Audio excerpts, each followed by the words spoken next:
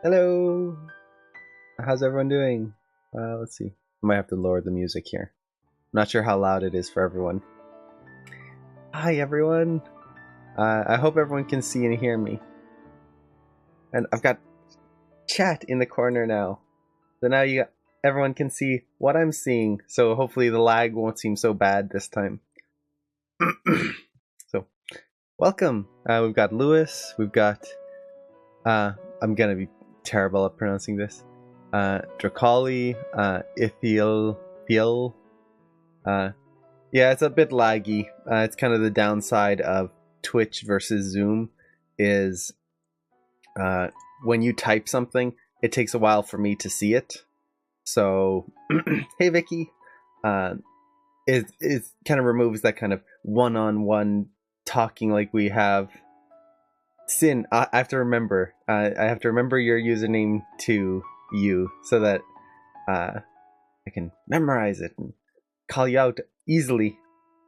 It's so nice to see everyone kind of from the other Q&A and in here. So much fun. So, I'm not sure if the information for the stream changed, but if the title did update, you can probably tell we're going to be doing some Raptor tests today. This is something I've been wanting to do for a while. Jurassic Park was one of the films that got me into animation in the first place. And I've animated dragons, I've animated ogres, I've animated all sorts of fantastical creatures, but I've never actually animated a dinosaur before. Oddly enough. So, that's what I kind of want to do today. And since I've never done it, I want to kind of show the process of exploration of starting an animation, because as all of you know, animation is difficult, and when you have to animate something that you've never animated before, it's even more difficult. Especially when that thing doesn't exist anymore, or in the case of dragons, never really existed in the first place. So a lot of it is going to be exploration and just trying things out. The other thing is I'm using a rig that I've never used before. Hey, so I wanted to show everyone the way I kind of approach a new rig and how I kind of break it down. I've done some very quick testing to make sure it actually works, but I'm totally new to this rig and it's kind of got a different setup. So hopefully it'll be fun for everyone to kind of see the way I approach it and the way I kind of simplify a rig down in order to use it. And just hello to all the new people, Frost Lightyear and Abia. Welcome. And there's my cat. Grand appearance. So, oh, it froze for you? Can everyone else see me? And hear me? Okay. Hello. And there's my cat. Let me just grab him. Hello. Come here. So, here he is, the little angry guy, the grumpy cat. As you can see, he's got a scar on his nose. I don't know if anyone's ever noticed that. He's had this for like 10 years now. He has a bad habit of scratching his nose on things, and he always ends up cutting it. And then it'll heal over, and then suddenly one day it'll be a big cut right across his nose again. But okay, so it froze, but it's normal again. Okay, so if it keeps freezing or if it's really laggy, let me know. I'll try to see what I can do to improve the stream quality. Like I mentioned last week, for anyone who might not have been here, I'm totally new to Twitch. I've never really streamed before. I've done a ton of Q&As, but never on this kind of format. So I'm learning along with everyone here. And before I actually get into the animation, that was something I wanted to just talk to all of you about. Is this my kind of goal for this stream is to create a... Oh, what happened? I'm still frozen? I'm not sure. Abia, can you hear me? Let's see. Abia, if you can hear me, try refreshing and see if that helps you. But like I was saying, this is a stream that I want kind of everyone to participate in and have a say in how it goes. I don't want it. It's not just my stream and I'll do what I want and that's it. If there's something that you guys want to see, if there's something that you're interested in exploring, let me know. If you want different music, if you don't like the music at all, if you want it higher or lower, anything like that, just let me know. And I want to make this to a kind of community that we can all kind of work together and help each other out and just kind of hang out together. So is it normal for the video to lag a bit? It is, unfortunately. It's not like with Zoom where you have Zoom is built for streaming very high quality video at a very high frame rate. Twitch is high quality video, but the frame rate isn't quite as high, except if you have a really high internet connection. So it might be a little laggy. Although right here it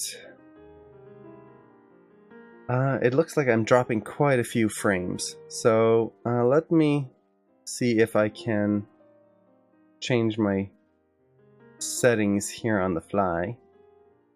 We'll see if that helps anything. Okay, so I just dropped the bitrate of the video, the stream video, so hopefully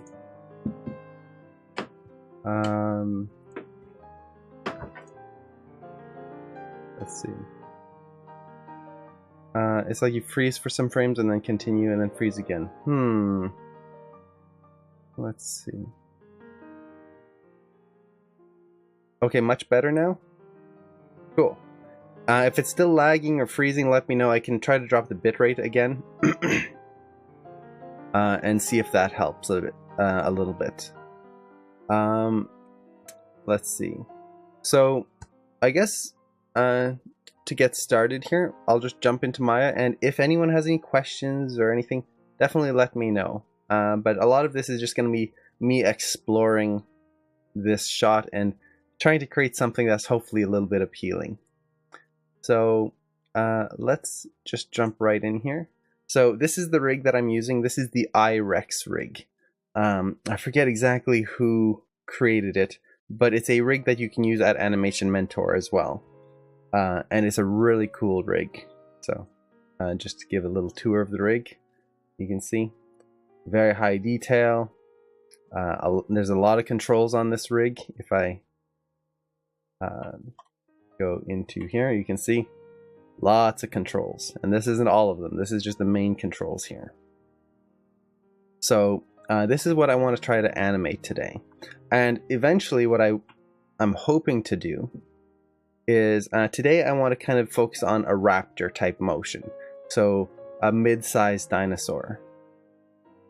Eventually I want to, let's see, add in a smaller dinosaur like a Compsognathus. If anyone, I'm a dinosaur nut. I grew up with dinosaurs and I love dinosaurs. If anyone knows what Compsognathus is, or Compies, they're the little dinosaurs from Jurassic Park 2. So just a little chicken-like dinosaur. So I'd like to try that, as well as, of course, a T-Rex. So the T-Rex is my favorite dinosaur of all time. And eventually that's kind of what I'm trying to build up to. So that my goal is to have 3 types of dinosaurs with different weights and different walk styles, but using the same rig. Just to kind of show how the same rig can be used in many different ways to show a totally different, in this case, species of animal or dinosaur, whatever you want. But for now, for today, we're going to focus on the Raptor. So let me turn these guys off. Yeah, that scene with Chris Pratt and the Raptors in the new film was pretty cool. Anything with dinosaurs for me is just so much fun. So let's turn these guys off for now and focus just on the Raptor. So before even going into the animation, the first thing I did, and I did this before the Q&A because I didn't think anyone would really want to watch it, was I planned out some things for the shot. I looked at a reference and I just analyzed a lot of stuff. So these are the notes that or some of the notes. These are the main cleaned up notes that I have for this shot.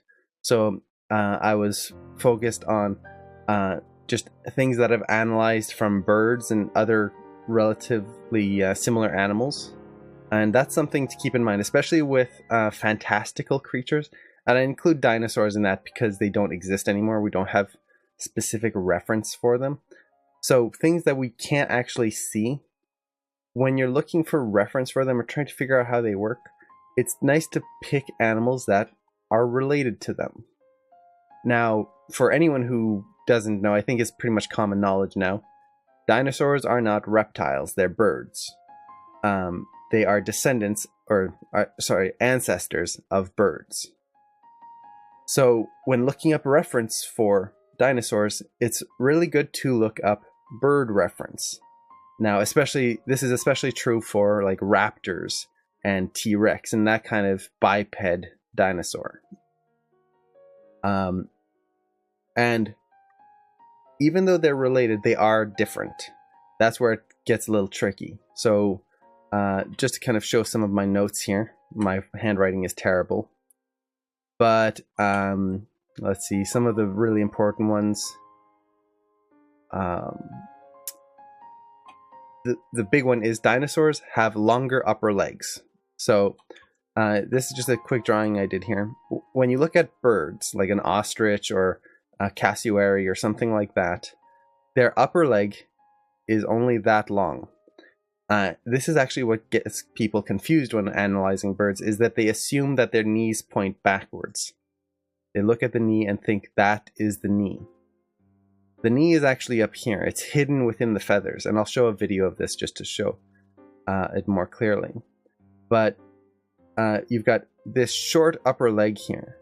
Now with a dinosaur like a raptor, the upper leg is like so, is that much longer. So the mechanics of the walk will be pretty different. As soon as you change bone length and bone ratios compared to each other, it's really going to affect the walk. But birds are still the closest living relative to dinosaurs, so it's kind of what I'm basing this off of.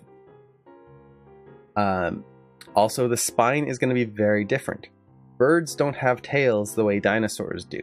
Birds do have tails, but they're not long, and dinosaur tails are built as stabilizers, so that when the dinosaur is running, they can keep balanced. If you look at a dinosaur, for example, their pivot point where they stand is right here. Let me use a different color and do this on a different layer. So their pivot point should be right there where their feet touch the ground. If they didn't have this tail, all their balance would be up front here and they just tip over. So the tail is used as a way of balancing themselves so that you can balance that weight and that they can lean forward more. If they didn't have the tail, a dinosaur would end up walking like in the old films. If anyone's seen those old like Disney, I think it was Disney that did it. I forget the exact name of it, but like maybe even the old King Kong had this, where the T-Rexes would stand like this. I think Land Before Time has this as well, a little bit. So the T-Rex would stand like that, and then its tail would just kind of drag along, almost like Godzilla. And let's add some teeth. There you go. So the dinosaurs would walk like this. And anatomically, in order to get a T-Rex or a raptor to walk like this, you would have to break their hips. This is what archaeologists actually did when they were first putting dinosaur skeletons together, especially with the T-Rex. When they first constructed it, they broke the hips in order to get it to stand upright like so. Later on, scientists and archaeologists discovered that dinosaurs walk horizontally, that the tail is used for balance, like so. And this is a very important note because, again, birds don't have this. My cat just sabotaged me with cat hair. So when we're looking at bird reference again, it's very important to keep that in mind. Yeah, exactly. I always add the most important details. The teeth. That's what's important. Excuse me. Sorry. I've got a little bit of a cold. I don't want to blow out your ears when I cough like that. And I do apologize if I do cough. It's just... I got a little bit of the con crud at CTN for anyone who wasn't in the previous Q&As. And it just won't go away. So when looking at details like this, we need to keep those in mind. And this applies to the spine. So for example, if you ever watch videos of cats, which are horizontal... oh shoot, I think I just saw someone's link get deleted. Twitch has some moderator bots that go through and remove certain things. Let me see if I can disable that, because I love links.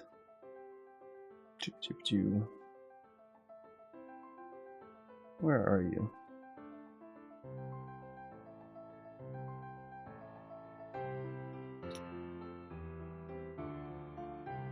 Okay, that's not it. Okay, here it is. Let's...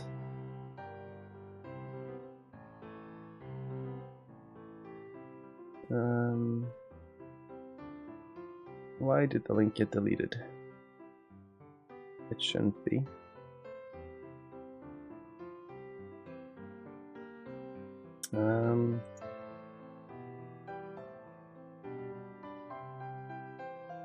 It's got auto mod turned on somehow.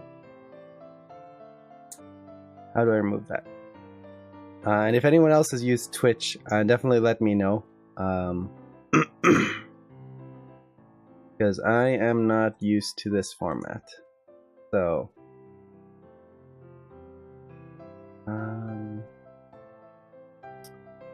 let's see.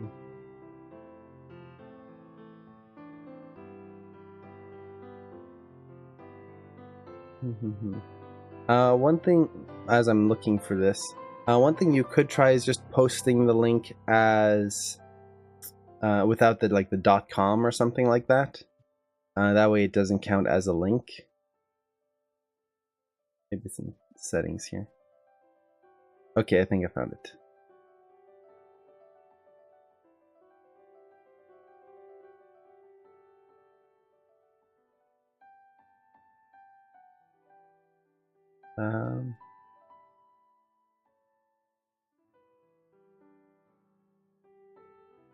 No.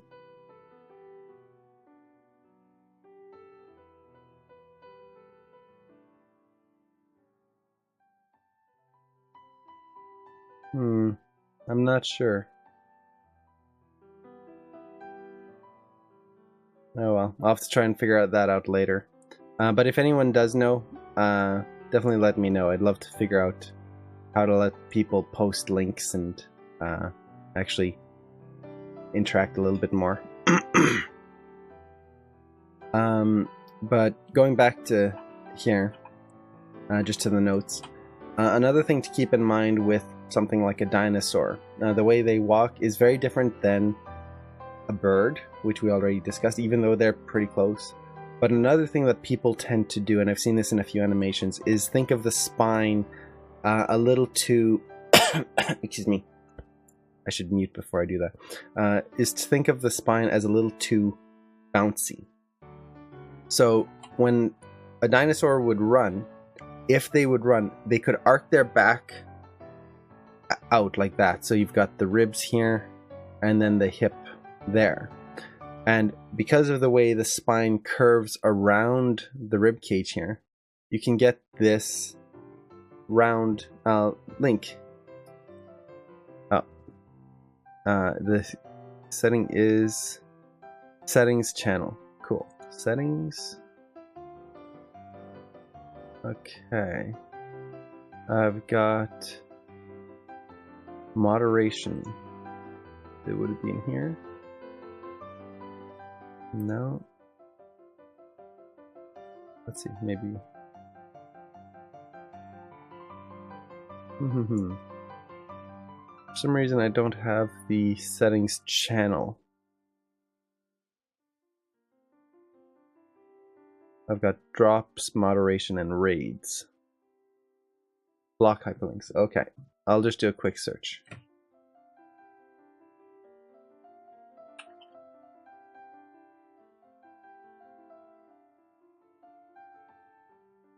By any chance, will these streams be recorded for later viewing? I'm actually recording it right now. I'm not sure whether I'll just repost the whole stream for people to rewatch the whole thing. I don't know if that would be interesting for anyone. Or if I should edit it down to just bite-sized segments. If all of you would be interested in just seeing the whole stream, that way you could just watch it on your downtime, or if you have to leave early, you can kind of watch the end of something. I can definitely do that.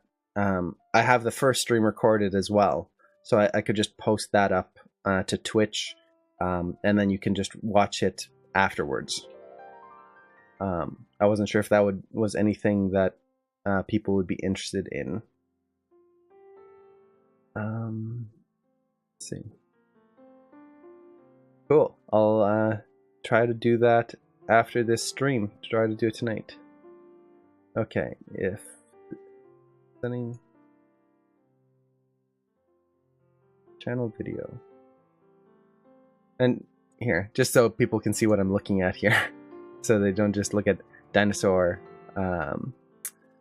stuff. Let's see. I'm looking for block hyperlinks. And this is channel and videos.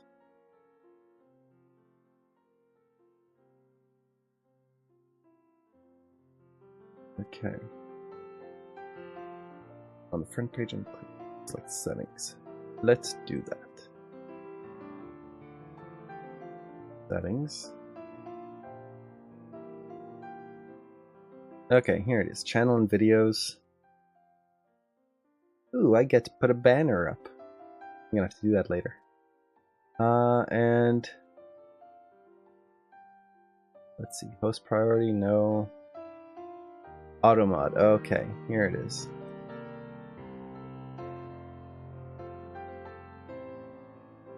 Okay, I think that should do it. Let's save the changes.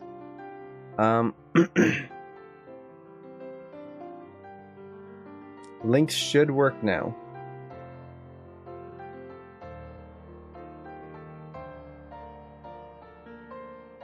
Okay. Yay! Thank you so much for that.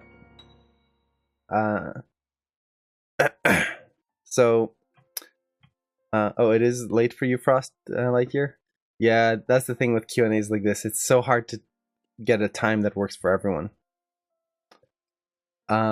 But just kind of going back on what I was talking about, the spine here. You could post them edited and not edited to make playlists on Twitch. Well, on Twitch, let's just kind of explore the back end, kind of pull the curtain away here. If I go to my channel here, so just kind of showing you the back end here, I have a video manager where I can just upload videos straight into here and then just create playlists right within here. Now, if that doesn't work, what I could also do is post it on YouTube, create a YouTube channel and just post the unedited videos or edited videos if I choose to do that right in there as well. That way we can have playlists and things like that. That's something I'd have to explore a little bit. I've never really used YouTube for my own videos. I've done a lot of YouTube videos and stuff for like Animation Mentor and other things, never on my own, so that would be a fun experience. Stream starts at 10 p.m. That is late, especially since the streams tend to go for a few hours. Actually, this is something I did want to talk about. I keep bouncing from one topic to another, but let me go to full screen here, just so we can see. And there's the camera's reversed. Sleeping cat. It's quiet now. I'm actually thinking of doing multiple streams a week, so not just on Sunday, but I was thinking of doing it on. I think I have my calendar here. I was thinking of doing Tuesday streams at probably 1 p.m. if that would work for people, and a Thursday stream at, this one would change depending on the weeks, but typically around 3 p.m.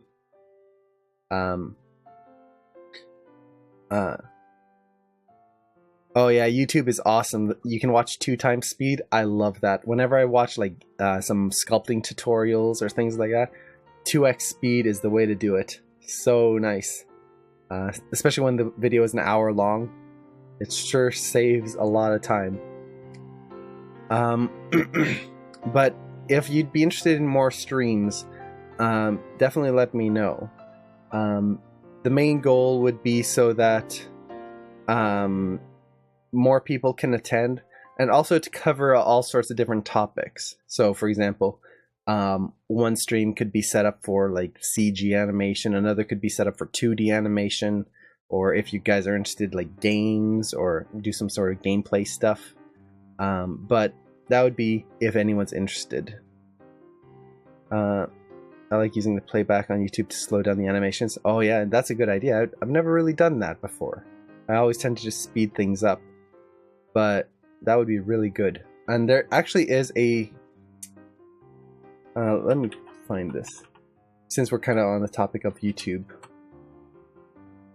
There is a site that you can load videos into from Vimeo and YouTube. I think this is the one. Watch frame by frame. I'll post the link here. And if you load the videos in there, you'll be able to frame through them. And that'll allow you to actually do actual frame by frame. That's useful for analyzing some reference. Me personally, I like to download the videos and then use keyframe MP to frame through my videos. So let's see.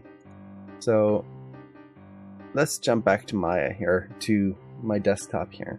So I just wanted to mention again on the spine. When people think of spines, they tend to think of C's and reverse C's. So for example, as a human, we can bend our back this way to get a reverse C. We can bend forward, get a C shape, and we're very flexible that way. And when you look at a dinosaur, you could do the same thing. I'm not saying that it's impossible, but when a dinosaur is running, if you reverse the spine too much, it can look a little weird. And the main reason being is that they're bipeds. So if you watch a cat, let's say a cheetah, and they're running, they've got this same horizontal structure. Their spine can bend one way or another very easily because cats are very flexible. And when they're running and stretching, they have this motion. So, for example, their front legs could be like this, and then on this pose, it would be all stretched out, like so. But with a dinosaur, especially a biped dinosaur like this, their arms are tucked in, so their chest isn't rotating a huge amount. It's being stabilized, especially with a raptor like this. They're predatory. Now, this is all stuff that I'm saying based on analysis, not on actual fact. Maybe their spines were super bendy. We'll never really know. But if their arms are being held in, their spine is going to be kind of acting as a stabilizer to keep the head stable a little bit more, so that their head's not whipping back and forth as they're running. They're predators. It's the same with humans when they're running. If you watch a human running, their spine stays very straight as they run. Where our spines aren't reversing and whipping around, because it helps to stabilize us. So, just some notes on that. And that's awesome that Vimeo has shortcuts as well. I'll have to look into that more. So these are the main notes and things that I had, as well as all the timing. So this section here in the middle, this is just my way of figuring out timing from a lot of different reference videos. So I'll just pick a lot of different reference videos, figure out the timing in a bunch of them, and then kind of conglomerate them down into one core timing based on different animals and different creatures that I'm using. So for example, I used an ostrich, an osprey, an emu, a few other animals like that, shoebill. So all of this kind of comes together and then gets into this final timing chart. So this will give me my initial timing. It's not going to be my final timing. I'm probably going to retime things as I'm animating, but this is my core timing here. So, as well as the goals for my shot here. This is something I always like to write down so I don't lose focus of what I want. In this, I don't want to have a raptor that's running or that's hunting. I want it to be just a raptor walking. So it doesn't feel, or so that I can go into a run. It's basically just, he's not stalking prey. He's not hunting things down. He's just walking. And later on, I'd like to do a actual run so we can see the difference. That probably won't be today. We'll see how far I can get with this. So those are my planning, or that's my planning and my notes. So, very basic, but yeah, vanilla raptor, exactly. And this is something that I like to do whenever I'm exploring a new rig, especially, or a new character. I like to try and figure out their vanilla walk. Now, this doesn't mean that it's going to be the boring, just basic walk. It's going to be the walk that is for this character. So, for example, if you're doing a walk for Long John Silver, he's going to have a limp because he's got a peg leg. Well, that's technically his vanilla walk. That is the walk that he will do when he's not angry, when he's not happy. It's just him walking. And this is a great way to kind of just explore the mechanics of the character. And later on, you can explore the personality of the character and layer those in to the mechanics. So that's what I'm kind of aiming for here. Now, just to kind of show you some of the reference that I'm using, these are the main pieces of reference. So we've got an ostrich right there. Oh, let me mute that. So you can see how an ostrich, it's very easy to see or to think of their knees as pointing backwards because we don't see the actual knee. The knee is way up here where my mouse cursor is. I don't know. Actually, can you see my mouse cursor? I don't know if you can. Let me... There you go. Ah! So the hips are way in here. Or sorry, the knee. So the hip and knee are right there. After that, this is the lower leg And then this down here would technically be the foot.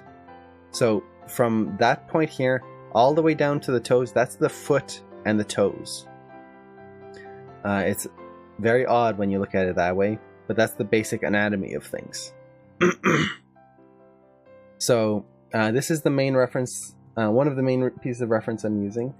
This is one just to kind of show the example of how a tail affects a walk.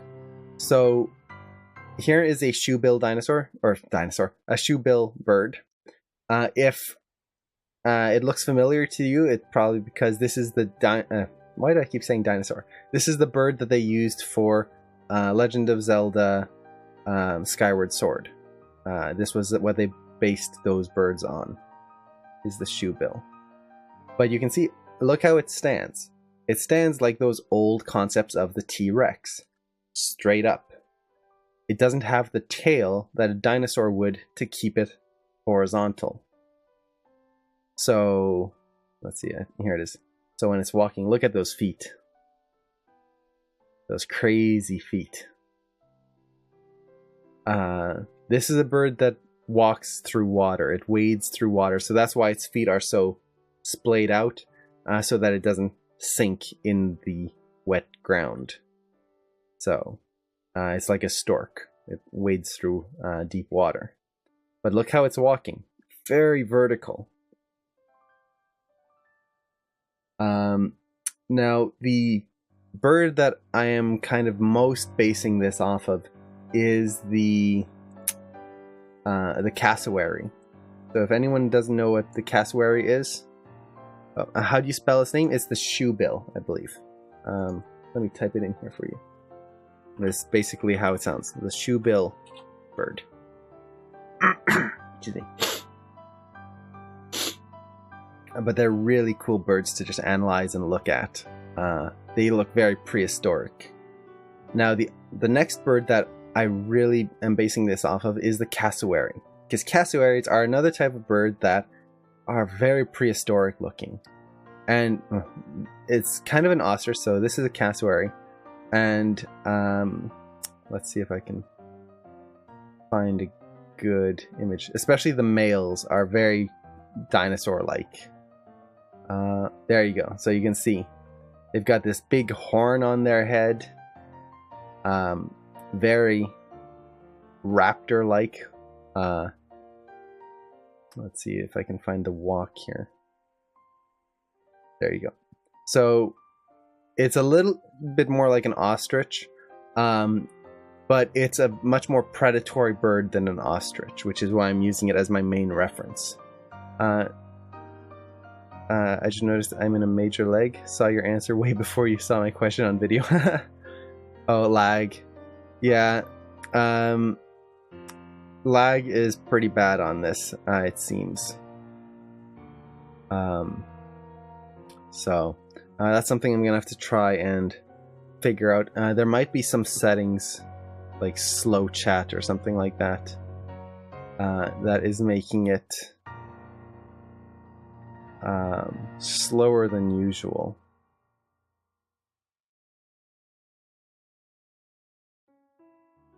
Let's see. Oh wait, actually, non-mod chat delay. Let's turn that off.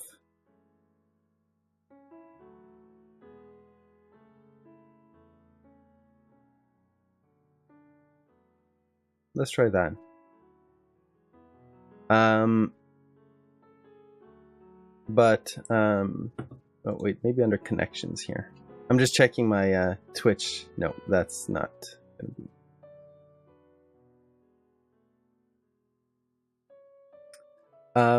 Anyway, so the cassowary is a very it's a very close analytic to the raptor, especially the way the feet are designed. They don't have the big claw, but it's similar. Let's see. I was just gonna say how fast it was working for me. I saw the reply just half a second before you said it. Okay, so is it fast for some people and slow for others? That's what it seems like. If that's the case, then it probably isn't something on my end. Although I wouldn't discount it. Again, I'm still trying to figure out how all of this works properly and to get a high quality stream. But if it is slow, just slightly laggy. Okay, yeah, that's common. Next time when I stream, right now I'm streaming at 30 frames per second. Next time I'm going to cut it down to 24. That should help with the lag. It should keep it a little bit more decent. The other thing that I've been reading about Twitch is that, and I could be wrong on this, so this is just something that I was reading and talking to other Twitch streamers about, is until you reach a certain, I don't want to say goal, but a certain amount of viewers, your stream is limited in the amount of bandwidth it uses. So it tends to use just whatever I'm streaming at. Unlike YouTube or other Twitch channels where you can change from 300 or 360p to 480p or 720 or 1080, like that high quality settings. When you first start streaming, it tends to kind of just stick you to the main encoding settings that I'm using. So it doesn't lower the settings based on your internet or anything like that. Now again, I could be wrong, maybe they changed this recently as well. But it is something that might be causing the issues. Maybe one thing I can try is just to lower the bitrate again.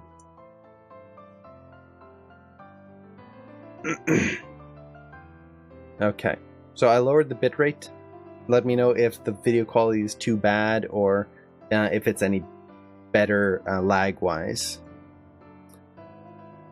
But so all of this, we've just spent 45 minutes going over reference and planning. But this is very important. Without all of this, it's going to be very difficult to actually animate a creature like this, especially since we don't have any live action reference that we can use for the Raptor. So now I can actually jump into Maya here. And I'm just going to kind of walk my way through how I approach this shot. Last week I talked about setting up a layout for animation and all that. I've already done that here. So I've got my shot camera there, graph editor, my work camera in here. I created a shelf for any buttons that I create for this dinosaur here. And I've added jewels to a display layer here so I can just turn him off and focus on the Raptor here. He's basically in here just as a size reference. So I can see just how big this animal is and make sure that I'm not making it feel too heavy or too big or too small. Okay, so I've already done some exploration on this rig, and the layout of it is different from typical AM rigs. I'm sure pretty much all of you are familiar with the way AM rigs are set up. This one's a little different. There's a lot of extra controls in here, and for example, the cog is slightly different. It's called the root control. We've got different styles of foot controls, all sorts of different things in here. Now, one thing that I do want to do before I touch anything is figure out how this dinosaur should move. Which controls am I going to be using as my main controls? Now, eventually I'm going to be using probably a good chunk of all of these controls, but the main controls are basically how am I going to move the hips? How am I going to move the chest? How am I going to move the head? So for the hips, that's pretty easy. We've got this root control. This is going to allow us to move the Raptor around and get all that hip motion in there. foot controls, we've got these two down here at the bottom. Again, pretty simple.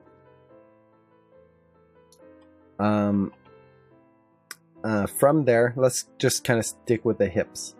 On all of the body parts, we've got these plus controls that allow us to do FK, IK blending. So these won't be super important aside from the initial setup for this animation. Excuse me. Here are the PV controls, the pole vectors. These will allow us to angle these feet here. Now, one thing that I did notice when I was doing some initial testing here is by default, the way the pole vectors work is that if I rotate the foot here, you'll notice that the angle of the heel here rotates as well. So that's something that I don't personally like. If I'm going to rotate the foot, I don't want it affecting the leg up above it and making all sorts of wiggles that I'm going to have to counter animate. So to solve this, I can just take this PV control here and turn off follow, I believe. Yeah. So now I can still control that leg with the PV control, but the control itself won't be affected by the rotation of the foot here. So now I have a little bit more control. I'm not going to have to worry about counter animation in there. So let's rotate that back. We've got a bunch of flap controls. So for example, here in the neck, these controls here can allow me to animate the skin of the dinosaur. Get that nice floppy motion in there. Those I'm not going to be using right away. That's going to be a polish control. Let's see. I've got this control here. This is the hip swinger. So this will basically allow me to rotate the hips like this if I wanted to. I'm not sure if I'm going to be using this. I personally don't really like using controls like that. I would rather animate the cog like so, or the main hip control, just because it's going to allow me to move the whole body and not just a portion of it. But we'll see how that goes. That I might keep as a polishing control. A few other things I discovered on this rig. The eye controls here, I'm going to have to be very careful with. If I select them, and with most eye controls, you move the control and the eye will point towards it. If I do that here, I take away his eye. So I'm going to have to rotate this control here to get him to look where I want him to. Not super important, but it is something I have to keep an eye on. Now, one of the big decisions I have to do right at the beginning of any shot is how do I want to use the spine and the head, and in this case the tail? Do I use FK or IK mode? Now, if you've been in my Q&As before, you'll know that for biped creatures I use FK for the spine, and for quadrupeds I use IK. Now, in this case, we're kind of at a mixture. We've got a biped character, but their spine is horizontal, like a quadruped. So, which one do I use? Now, this really comes down to personal preference, and also the personality of the creature. And I'll get into that a little bit later. But, let me make sure everything's still going live here. Okay, cool. I think we're still live. Yeah, cool. So,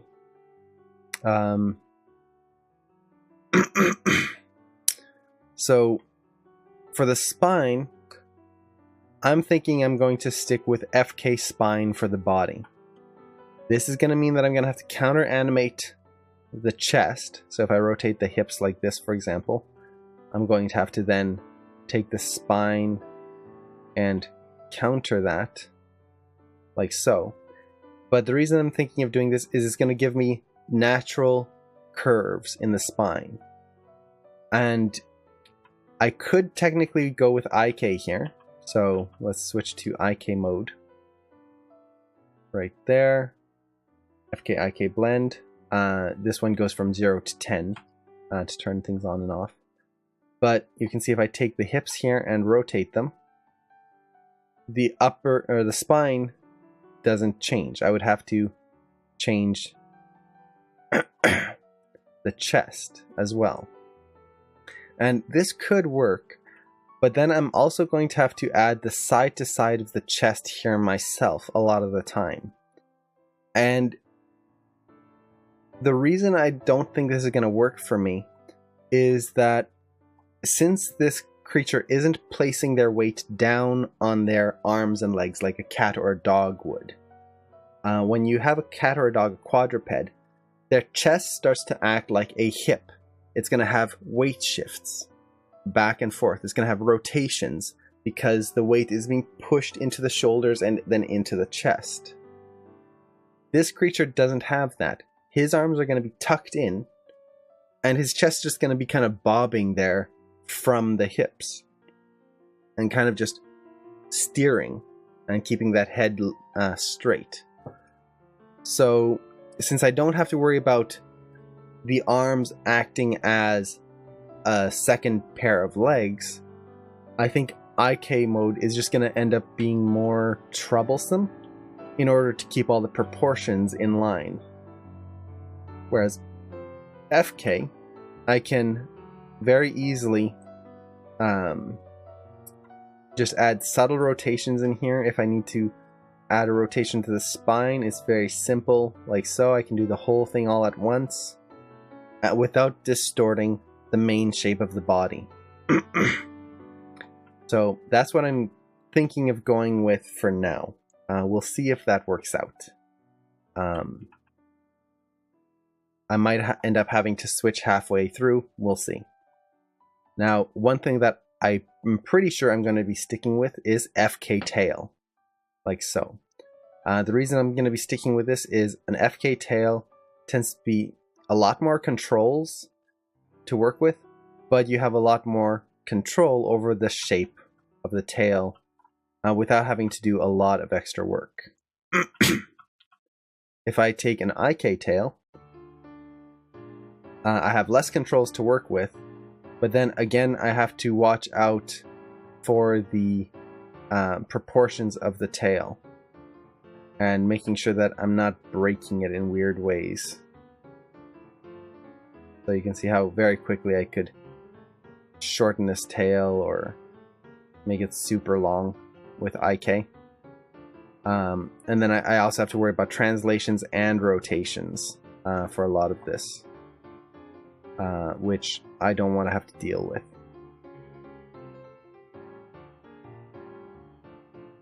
It's mainly this tip here that annoys me, because you're always having to watch the size of it. So I'm probably going to stick with FK for now,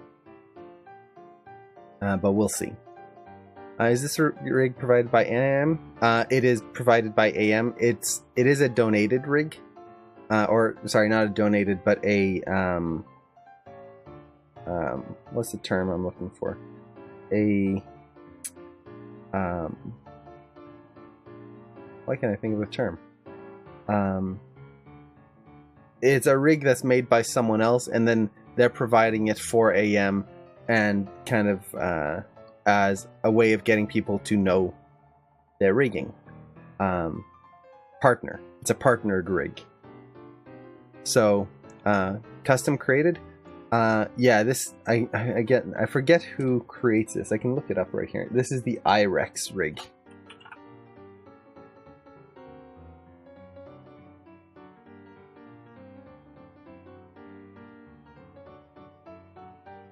It's Truon CG. He makes some really good stuff. So there you go. So here's some of the rigs that he's worked on. Some really cool stuff in here. So you can see he actually has a T-Rex rig right there, which I would love to use one day. For now, I'm just going to use the IRX and kind of do a simulation of what a T-Rex would be with that. But lots of great rigs, and I'll give you the link to him if you want to check out his stuff.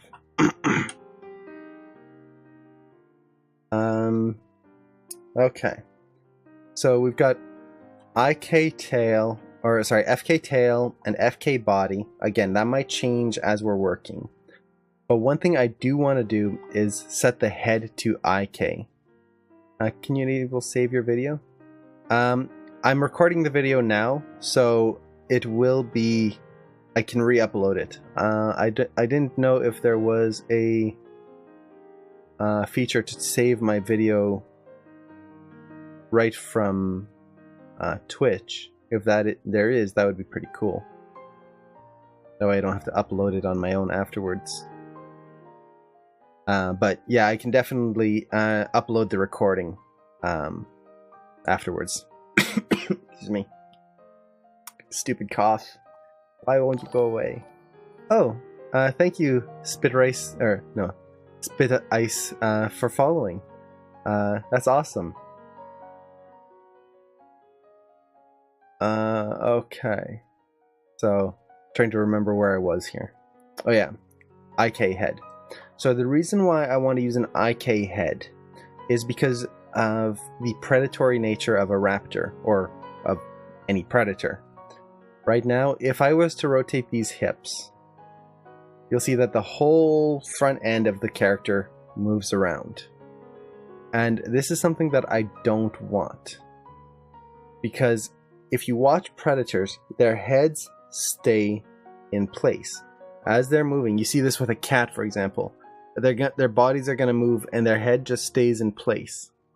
So, in order to animate that easily, if I was to have IK spine, I would have to do a ton of counter animation on this head just to get it to react normally. And you can see right here, this doesn't look really natural. It's just swinging back and forth. It kind of looks like a toy.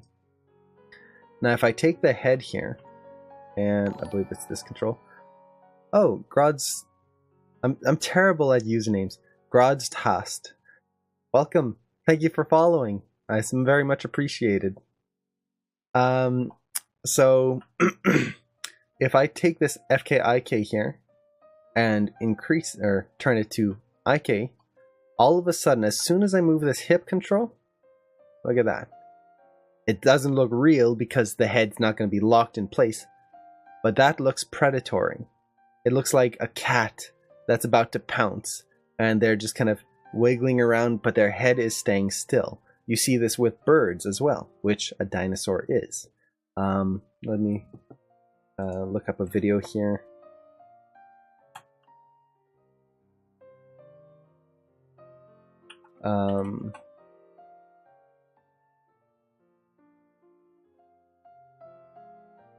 Okay, I think this is gonna work.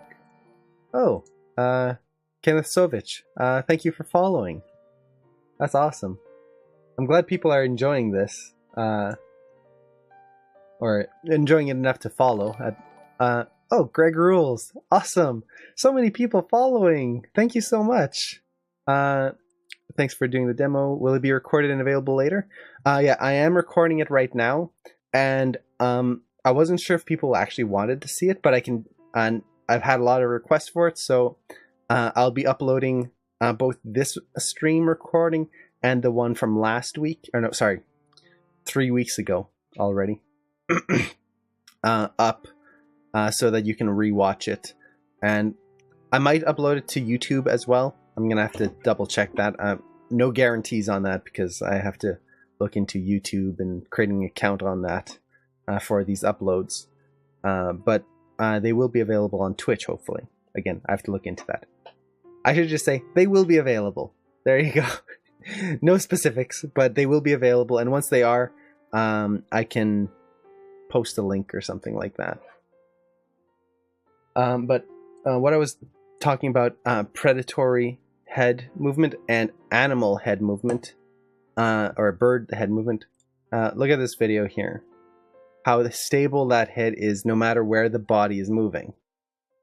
That is a very bird-like feature. And it's also a very predatory feature. 10 out of 10 would sub if you get a sub button. I didn't know anyone would be interested in that. I don't know.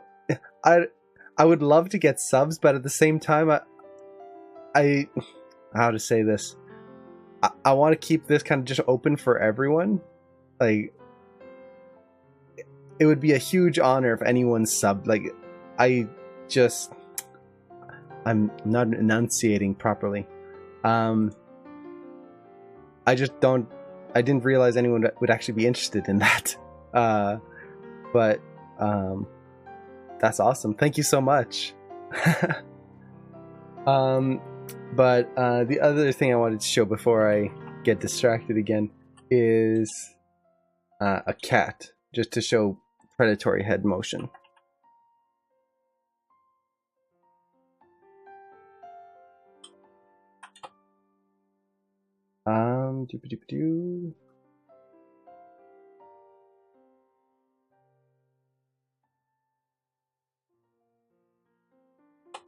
Just Google. Okay. We'll see if this video is what I'm looking for.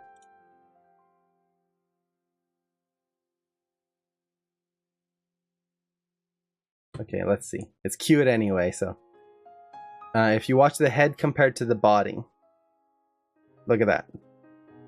How stable that head is while the body is moving around. Again, this is a very predatory motion.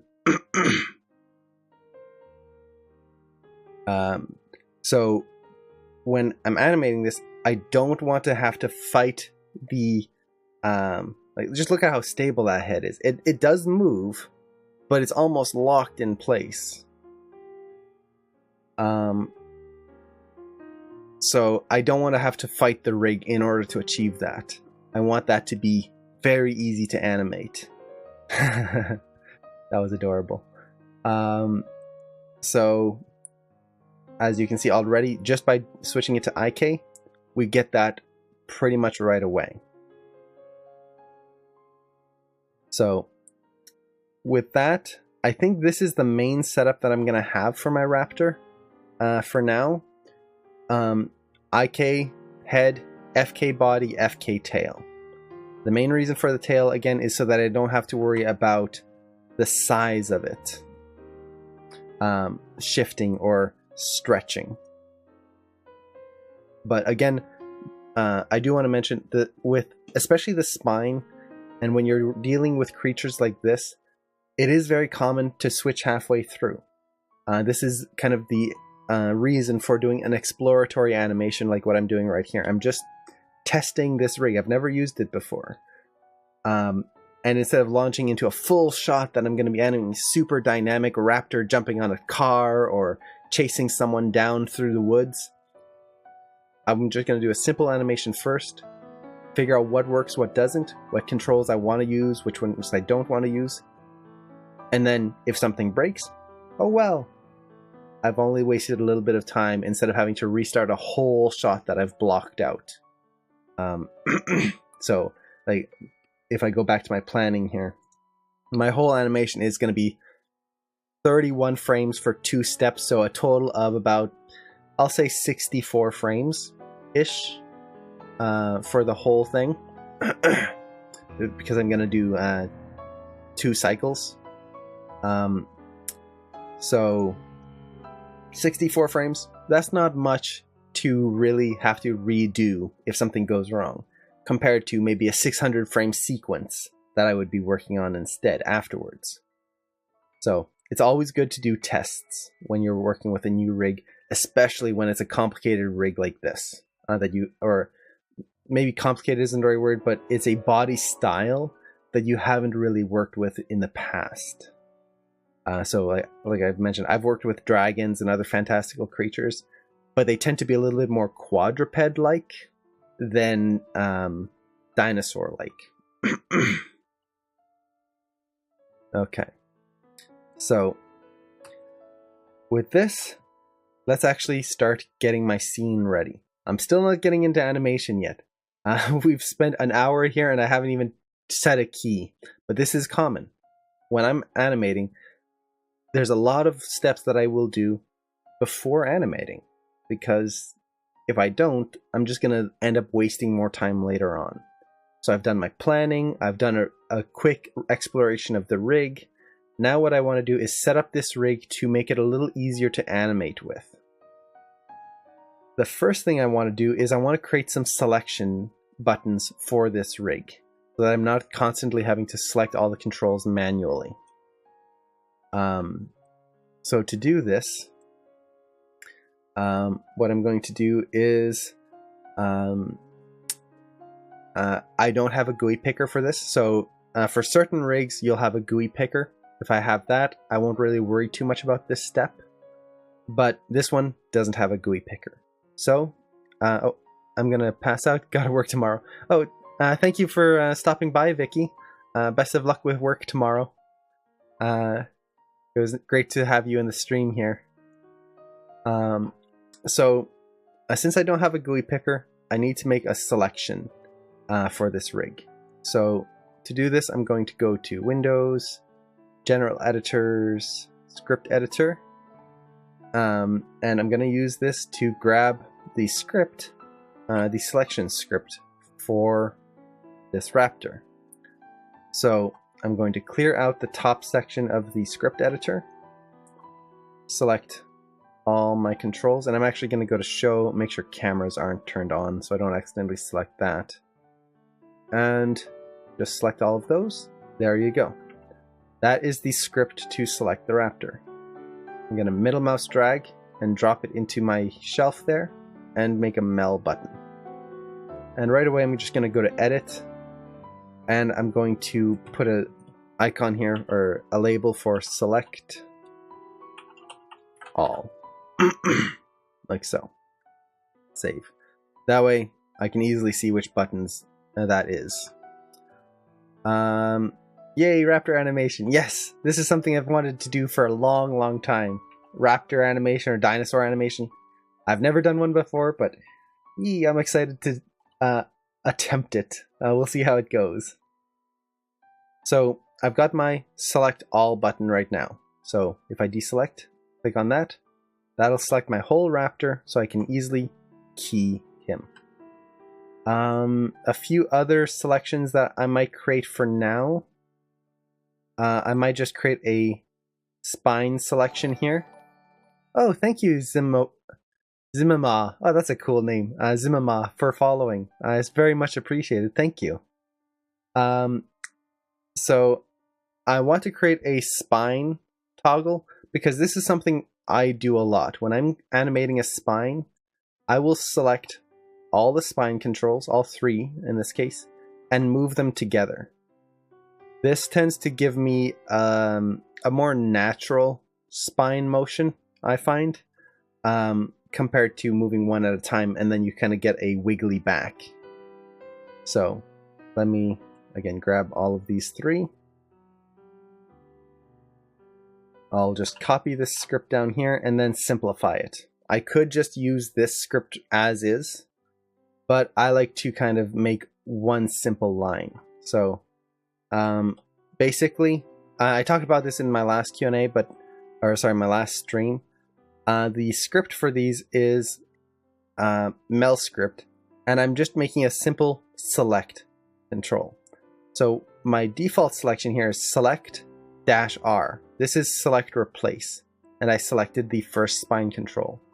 And then I held down shift and select toggle, and then this spine control, select toggle the next one. So what Maya did was it just added those extra two controls in that selection. This could get me in trouble later on, depending on how I have things currently selected. So what I want to do is make one line of script that will just select all three in one go. So I do select -R. This will replace whatever I currently have selected. And I'm going to copy that. And then if you look at the way Maya organizes selections, it's just the control, space, the next control in that selection. So I'll just copy, oops, make sure I get everything. Paste that in, and the next one. Oops, copy, not paste. So, copy that, paste, there you go. This is one line of script that will select all 3 controls.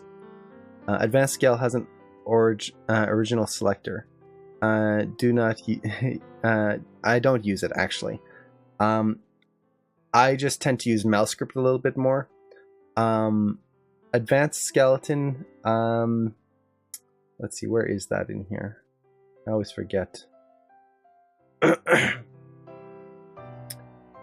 You also, another way you can do this is you can create quick selections here. Where are they? Quick select sets right in there. This I'll use for certain other things, but for rig controls I just like to make a bunch of buttons right in the shelf. That way I can very quickly access them. So again, I'll select this, or middle mouse drag it up here, edit, and let's just call this spine. Save. So now I can select the entire character like so, select the spine like so, very quickly and easily. I might do one for the tail. We'll see. The tail I might just kind of pose out manually. Let's see. I might end up making some for the hands. Oh,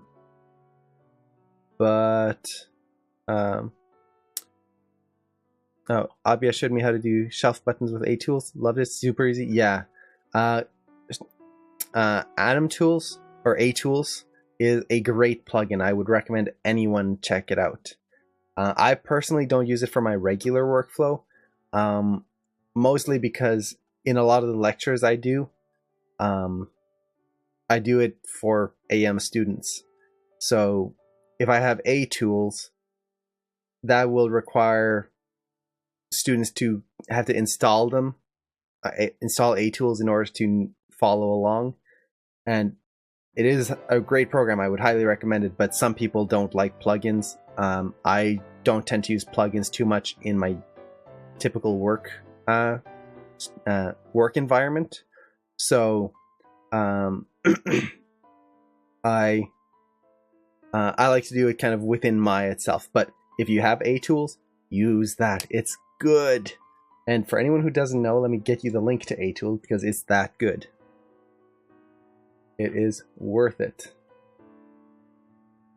It's got so many cool things in it. So here's the link to A Tools. And where's this rig from? This is a rig that is from one of Animation Mentor's partners.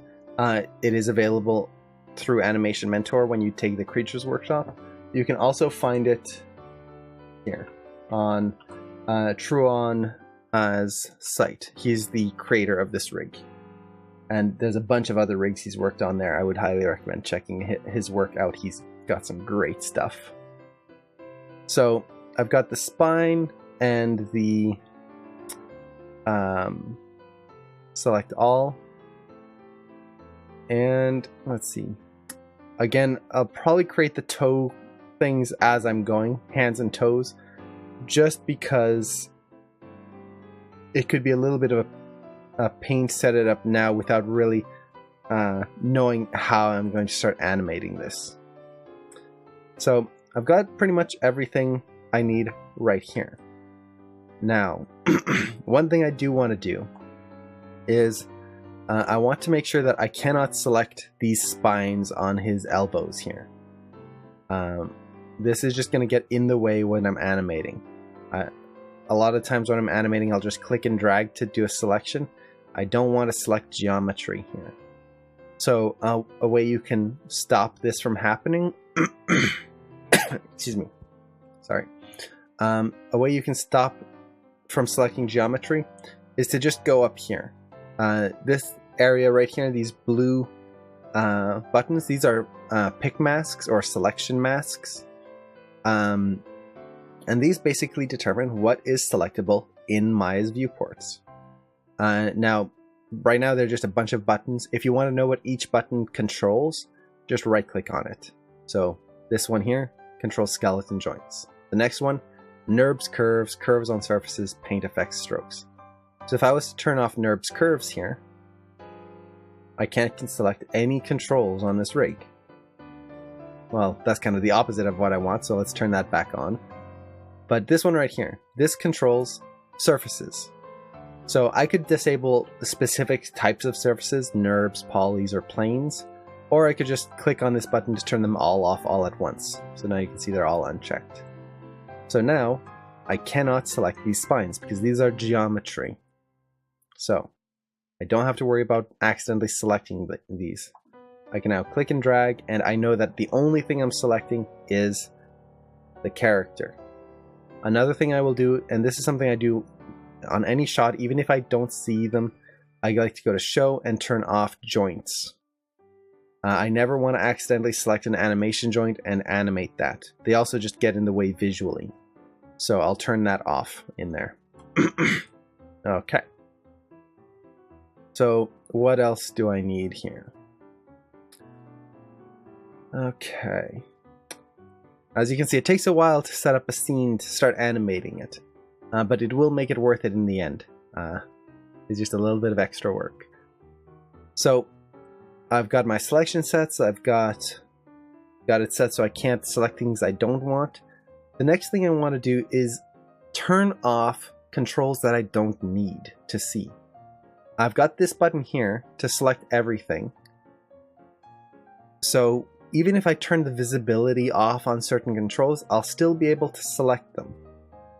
Now to do this, I like to use display layers because they're very easy to create and very simple to turn on and off. So what I'm going to do is I'm going to create a display layer. Just hit this square with the plus button here. Oh, okay, you can still see it. I was worried my webcam would be in the way. So I'm going to click on this and I get this new layer. Let's just double click on it and I'm going to call this extra controls. And I'll hit save. So I'm actually going to create a few of them, I think. Let's see, how do I want to set this up? Actually, let's just keep it simple with one layer here, extra controls. And what I'm going to use this extra controls layer for is to put in any controls that I'm not going to be using for my main animation. For example, this control right here. This controls his neck flap. This is something that I'm going to be animating at the very, very end when I'm done everything else. In the meantime, I don't need to see them. They're just getting in the way. Same with this one here. This is the shoulder upper control. This controls like his breathing, kind of. So we've got the fat control, spine fat control there. That's his stomach. So I don't need to see all of these. So I'm going to select them all. Like that one. Like that one. And right click on the extra controls and add selected objects. So with those added to my layer, I can now just click on this V button and turn off their visibility. Nice and clean. Already just turning those off, so much simpler to look at. Other controls I don't really need to worry about. All these plus controllers on this rig. These allow me to switch from IK to FK on the legs, the tail, the body, etc. I've already determined what I want to use, FK or IK on everything. So I don't need to see them anymore. So let's select them all. Like so. And on the head as well. And add those to that layer. Clean that up a bit.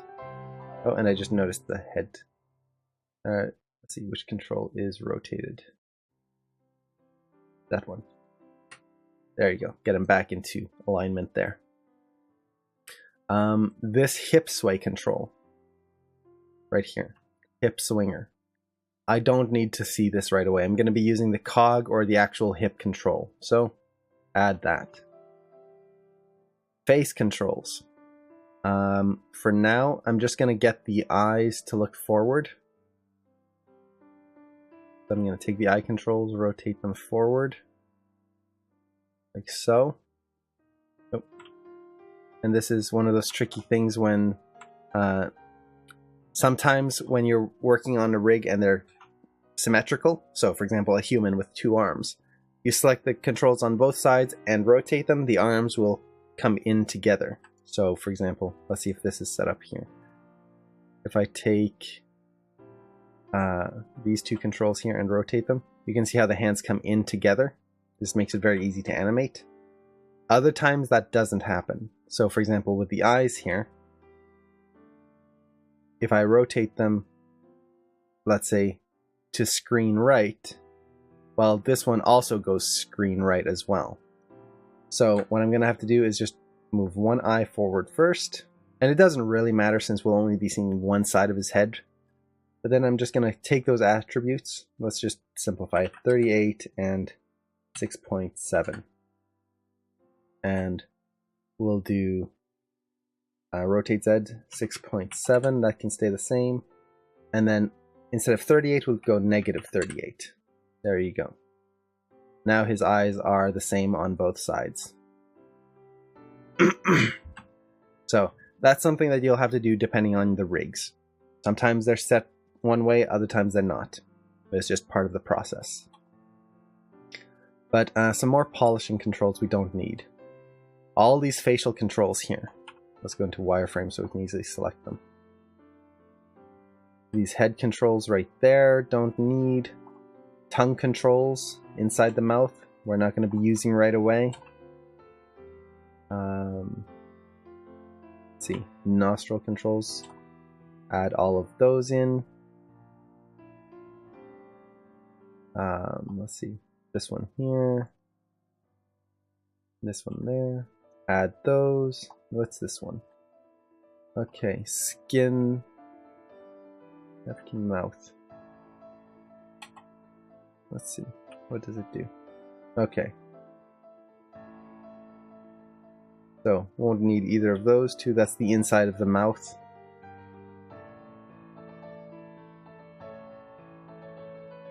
Now, in terms of the eyes, this is the eye membrane. So, give that kind of blinking look there. Those I won't need, and I don't even know if I'll need the eye controls at this point. If I need to refine the eyes, I can turn this back on. So, like that. And I'll keep the jaw control, just because it's nice to add in a little bit of jaw motion while I'm working on these poses. I'm not going to be having him roar or anything like that, but it's a big part of the character, their jaw. So I'm going to keep it visible just so I don't forget about it. So already, that makes the rig way easier to look at compared to that. Much easier to work with. Now with the feet, there are a lot of extra controls here. The reason I'm not turning them off right now is because I'm not exactly sure how the foot controls work on this rig yet. That's going to be something that we'll figure out with animation here. So,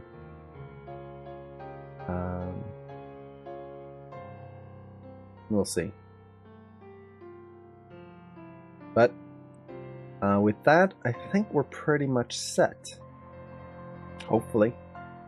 Let's see, just an hour and a half, and yeah, we're just about ready to start some animation here. And this doesn't include all the time I spent planning beforehand and looking at reference. So,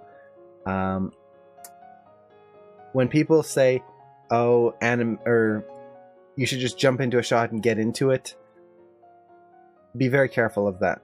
Most animation, and this applies to any art form, drawing, animation, sculpting, looking at a reference and taking your time to study isn't a bad thing. It's good. It's going to improve your your workflow and your creation later on. And this isn't to say that you're going to be copying what you're studying. So for example, although that bird reference I showed before, I'm not copying any of that. I'm not animating a bird, I'm animating a dinosaur. But by taking my time and studying all that, I probably spent a good 5-6 hours just looking at reference and like taking notes. All these notes here. Just these notes here when I was compiling them all.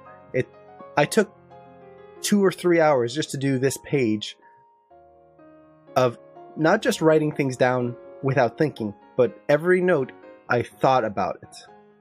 And the reason I did that is so that when I jump into my animation here, I can work properly and fully, and I know what I'm animating. Oh, hello, Animation Station. That's a cool name. I'm taking weeks just to figure out the story of what I want to animate. Exactly. It's tough, especially when you're animating a story.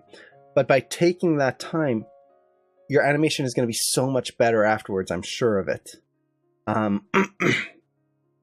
When I first started learning animation, I had the terrible habit of just going, I know what I want to do. I can see it in my head. I'll just do it. I'll look at a little reference. I'll shoot a little bit of reference, but then I'll just jump into it. And every single time it bit me because I didn't know what I was doing. I knew what I wanted, but not what I was doing. And there's a clear difference.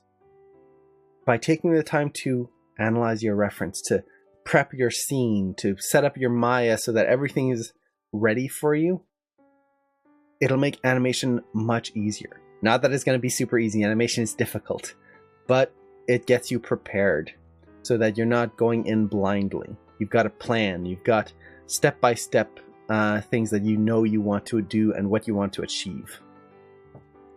So, with that, I think I'm pretty much ready to get into animation. We'll see. I might kind of take a step back, do a little bit of exploration, then take a step back. We'll see how it goes. Excuse me. I don't want to blow out everyone's eardrums by coughing, but that con cred just won't leave me. Is he dropping video frames for anyone else? I probably am. I'm still new to the Twitch format, so I don't know if I've got all my settings correctly set, but if it's very bad, definitely let me know, and I'll see if I can do anything. Okay, yep. So I am dropping frames. What can I do to increase that? I'm gonna have to talk to some other streamers and see how they set up their stuff. Audio is fine, but it's freeze framing every 3 seconds or so. Ooh, that's not good.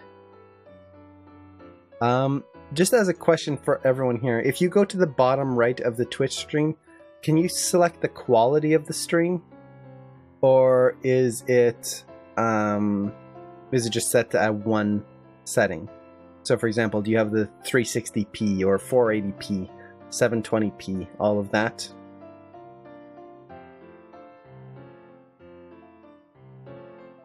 And I hope that everyone likes the music. If not, I can change the music, or if it's too low or too loud, definitely let me know. Okay, you're on 720p. Oh, it is variable? Quality is available. Okay, that's good. Just as a test, if you were to lower the quality to 360 or 480, is the video still stuttering, or does it basically does it stutter at any I thought the music was coming from my neighbors. Yeah, exactly. Who wouldn't like Piano Disney? But if the desktop, or losing my train of thought here, if the video is freezing even at a lower quality, then that's probably on my end. Okay, even at 160p, oh boy, it's still stuttering. Okay, that's definitely my end then. Now, what can I do without having to restart the stream? It's on any bitrate. Okay. So right now I'm outputting the stream at a bitrate of 1700. Typically the recommended is 2500, but then I think that adds more lag to it. Here, I'm just gonna raise it up. Does this make it worse or better?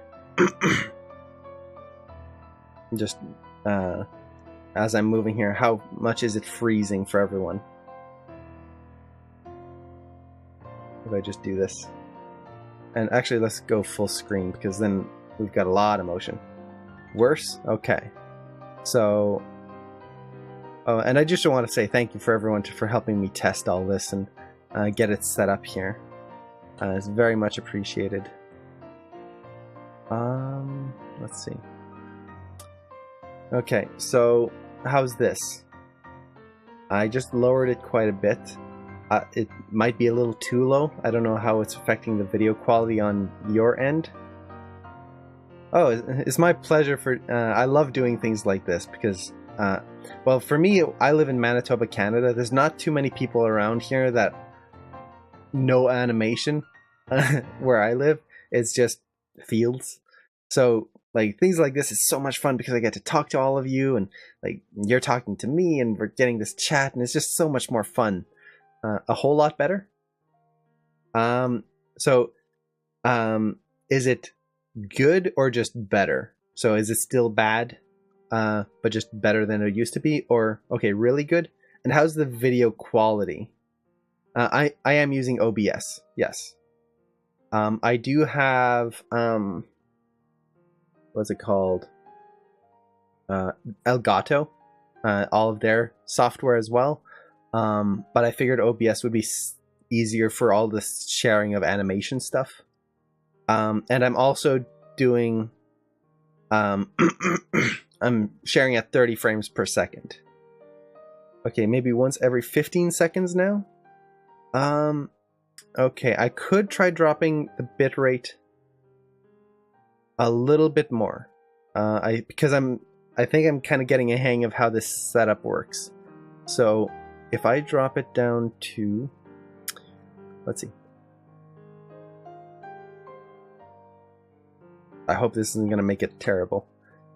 But if I drop it down to this, how is, yeah, it does say I'm dropping frames. Now, I'm not sure how to read this right now. It's at 73.6% for dropped frames. I don't know if that means that I'm dropping 73.6% of frames, or that only 73.6% are going through. So I'm technically losing 27% of frames. But how's this? It could be processor or packet loss. That could be. Let me look at my task manager here. Okay, my CPU is pretty high. Actually, no, not too bad. The CPU, yeah, it's not using too much on this end. I don't think I'm affecting my processor. Let's see. Performance. Is it my Ethernet maybe? That could be. My connection isn't the greatest. Yeah, okay, so I want 0% dropped. Okay, so if I'm at 72%, that's bad. That's very bad. Okay. Learning experience. Let's see. My upload, I know, is only 1.5 megabits. But you aren't dropping any right now? Okay. It hasn't changed. The drop frames number hasn't changed, so I think it kind of froze on me. Maybe it's at 0 now. It's not increasing the number, so that could be. What's my upload? My upload maximum is 2 megabits. But I only get like 1 point something. 1.5.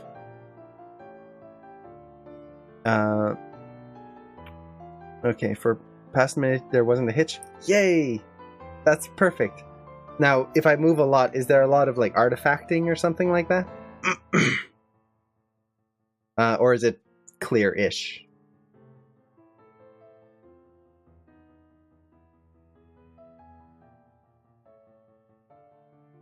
Let's see. And what else? Oh, slightly? Okay, yes. Clear-ish. Okay, I think for now this might be the best I can do without just restarting the stream. Okay, more motion equals higher bandwidth usage, but it'll be fine at a smaller screen. Okay, cool. Thank you so much for all your help here. It's really appreciated. I think I might be able to increase my bitrate a little bit more. Maybe not. I'll leave it here for now. Essentially, you can't go higher than 1.5 up because you don't have the bandwidth to support. Yeah, and looking at my KBS here, I'm only getting about consistently 800. Oh, like slightly over 800. It'll go up to 1.2 and then back down, but 800 is kind of the median here. So, hopefully this will work for now. I might have to talk to my internet provider and see if I can get a little bit more of a reliable upload, but we'll see if that's even possible. But thank you so much for helping me get all of this set up here and helping me understand that I don't want a high percentage of dropped frames.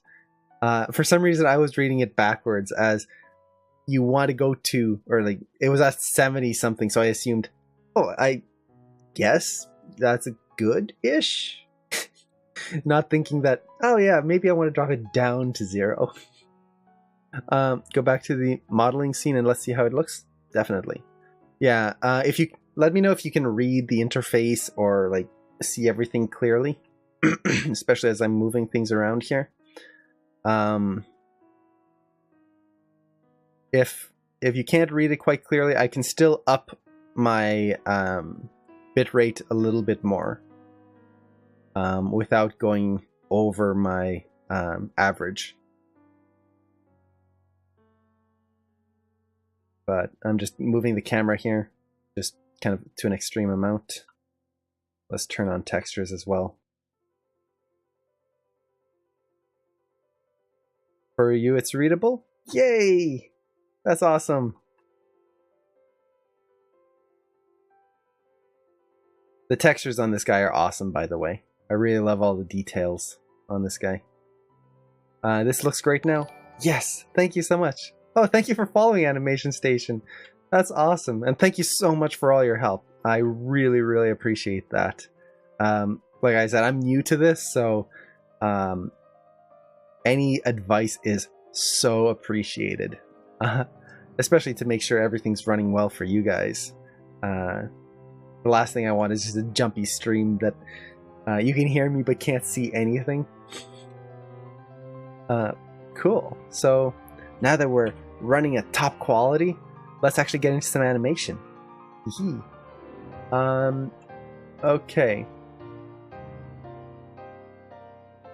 Let's see. So I've got my extra controls hidden. I'm just going through my mental checklist of everything I need. I've got my main selection, and you'll see, even though my other controls are hidden... oh, take care, the Echo. Oh, that's a cool name. Thank you so much for your help as well. So I've got my selection. If I hit select all here, you'll see even if I turn on the extra controls, they are still selected. If I didn't have that and I turned off those extra controls, selected the rest of my rig, it doesn't really show easily. These technically aren't selected. So as a test, if I set a key and then selected this neck control, no key on there. Let's undo. But if I hit select all, set a key, and then turn on the visibility here, there's still a key on those hidden controls. So this is why I like to have buttons up here.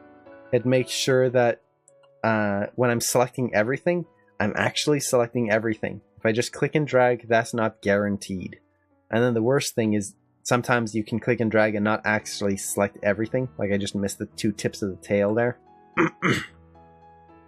Let's undo it. Get rid of that key. There you go. Cool. So,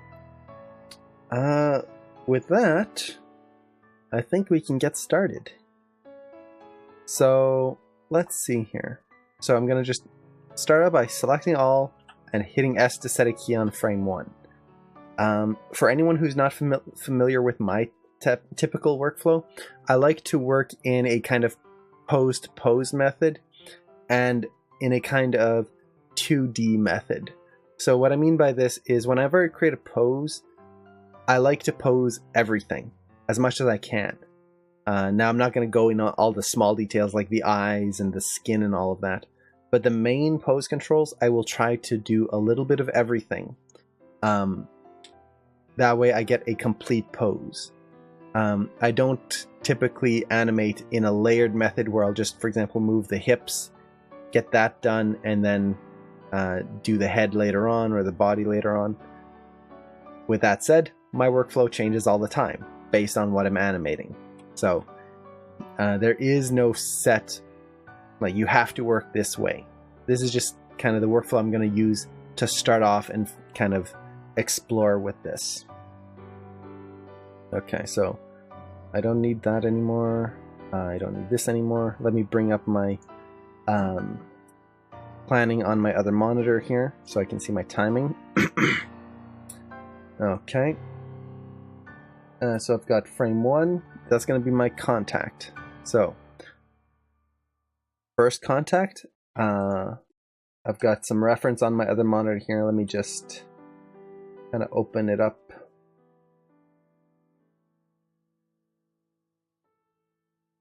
Let's see. So there you go. Just getting to the frame that I need for the body length. Now, one thing that I'm going to do is, as I'm posing this, one of my goals in this very first pose on frame 1 is to get a solid starting pose. Now, this is typically the hardest pose to do for most people because it takes a lot of time. You're starting from scratch. You're starting from 0. So it's a lot of going back and forth on all the body parts and trying to make something that works. And then once you have that, it'll get faster as you go along. So, for example, on this pose here, by default, this Irex rig here, his body is pretty slanted. He's kind of aiming downwards if you look at his back. I kind of want him to be a little bit more horizontal, like so. I'm also going to just move him down a little bit. Now, since I have an IK head, I'm going to move them together so I don't get too much stretching. Excuse me. So just lower his legs a little bit. This is one of those things that, as you're animating, often it's very nice to lower a character a little bit with the hips. That way your legs don't pop and stretch as much. It kind of helps avoid knee pops and gives you room to go up and down a little bit more. If you start too high like that, that kind of looks a little weird for one, but it also makes it gives you less room to move around with. What are you animating on this guy? I'm basically doing a quote-unquote vanilla walk. This is the first time I've used this rig, the first time I've actually animated a dinosaur. I've animated dragons and other things like that before. So I'm kind of doing a test with this and using it as a way to show a bunch of people how I would go about testing a rig. My main goal with this character here is to create a, I don't want to say leisurely, but just a kind of a walk for a raptor. He's not hungry, he's not hunting, he's just kind of walking through the woods and not running either, because oftentimes in movies and things like that you'll see the raptor running. I want to do a walk with the raptor, and then maybe next week or in the next stream try to have him go from a walk into a run, so we kind of get that not just the run mechanic, but that switch in between, that's the hard part a lot of the time. So that's kind of my goal for today, to learn the rig, to learn how it moves, and go on from there. Afterwards, once I've learned how to use this rig, my next goal is to create variations of this. And I'm not meaning, I don't mean copying the animation, but to animate different scales of this dinosaur. So right now, this is a raptor size that I'm going for. Afterwards, I want to try and do a T-Rex size. So for example, here I have a human just for size scale. So I want to do the raptor first, and then once I have the mechanics down, apply that to a Rex and see how those mechanics will change based on the size and all of that stuff. Oh, thanks for stream. I gotta go as it's almost midnight. Oh, thank you for staying so late. I really appreciate it. And thanks everyone for attending this. It's a lot of fun. I am planning on doing more of these during the week. If there's specific times, definitely let me know what works best for you, and I can see if it works for my schedule. I want to kind of stagger the time so everyone can have a time that works for them and where they can kind of just sit and hang out and not have to stay up till 3 a.m. Just to watch this. But again, thank you very much for showing up. Very much appreciated. So going back to my goals, that's my goal for this scene, is to kind of explore size and weight and physicality. And then once I've kind of got that, I'm actually going to plan out a bigger shot with actual dinosaurs moving, like actually hunting and attacking and things like that. Cool, I'm glad they're fun and interesting. Let's see, I gotta turn off the Rex here. Make sure he doesn't slow down my scene. Okay. So, let's turn off Jules as well. So, I will stay until the end today. So 4 a.m. I'm not sure exactly when I'm going to end on this, just to let everyone know. It's scheduled to be 3 hours, so we're at an hour and 45, no, yeah, an hour and 45 already, so we're almost at 2 hours. We've kind of got an extra hour after this. Excuse me. But depending on how it goes, I might keep going with it. We'll see. It'll be if my voice can keep from disappearing. I'll just take some water while I remember. Okay. So we've got the Rex here. Or sorry, the Raptor in this case. Don't die. Never. Animation will keep me alive. That's not true. Take care of yourselves. Don't work too hard. Enjoy life while you can. It's very important to enjoy what you're doing, but also take time to embrace your hobbies. It's something I still need to kind of learn a little bit more. Although I have to admit, I did end up playing Mario and Rabbids again last night with my brother. We ended up playing it for like 3 hours until 4 or 5 a.m. It was a lot of fun. That game is awesome. Oh, are you planning on having this turn into a video after you're done streaming it? Yeah, I'm actually recording it now. So once I'm done streaming, I'll try to upload it to Twitch. I think you can upload videos directly to Twitch afterwards. That way you can just rewatch the whole thing if you want. I'm also, based on what people are saying, I might upload it to YouTube as well. That way you can watch it with a 2x speed. So you're not having to just sit through 3 hours or 6 hours of this stream, whatever it ends up being. You can watch it twice as fast and end twice as fast. You don't have to watch the whole thing at super slow speed of me talking slowly. Okay, so first thing I need to do is I need to make my first pose. And like I mentioned before, this is the one that's almost the trickiest, because there's a lot of things that you want to get right. So the first thing that tends to be very tricky is stride length. When you're doing any type of walk, how far is the creature going to take a step? Because if you go too little, they're just going to be shuffling around like they're wearing slippers. If you go too far, their legs are going to stretch and break, or it'll look like they're trying to run, but they're walking. Not going to be good. So this is where, again, looking at reference can be very important. So for example, when you're doing human walks, let's go full screen here just for explanation's sake. When you're walking, just watch in your reference that you're animating for a person, watch where their feet are stepping and the gap between them. You can measure it in foot lengths. So for example, this gap right here is basically 1 foot length. So let's put my fingers here right up to my neck. And the next step goes there. Well, in between is basically 1 foot length. I should have used a ruler or something like that. Or, actually, I'm streaming. I can draw. I don't know why this is always the last thing I think of. So, if you've got a foot here, I'm just going to draw a block here. And then the next foot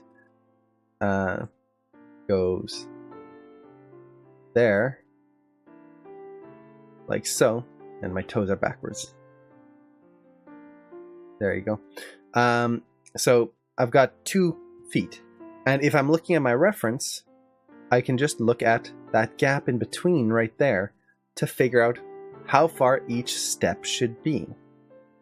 I have learned my term 1 discard. Oh, that's awesome. Oh, thank you so much for doing that. But that foot distance, that's what you can do for like human shots.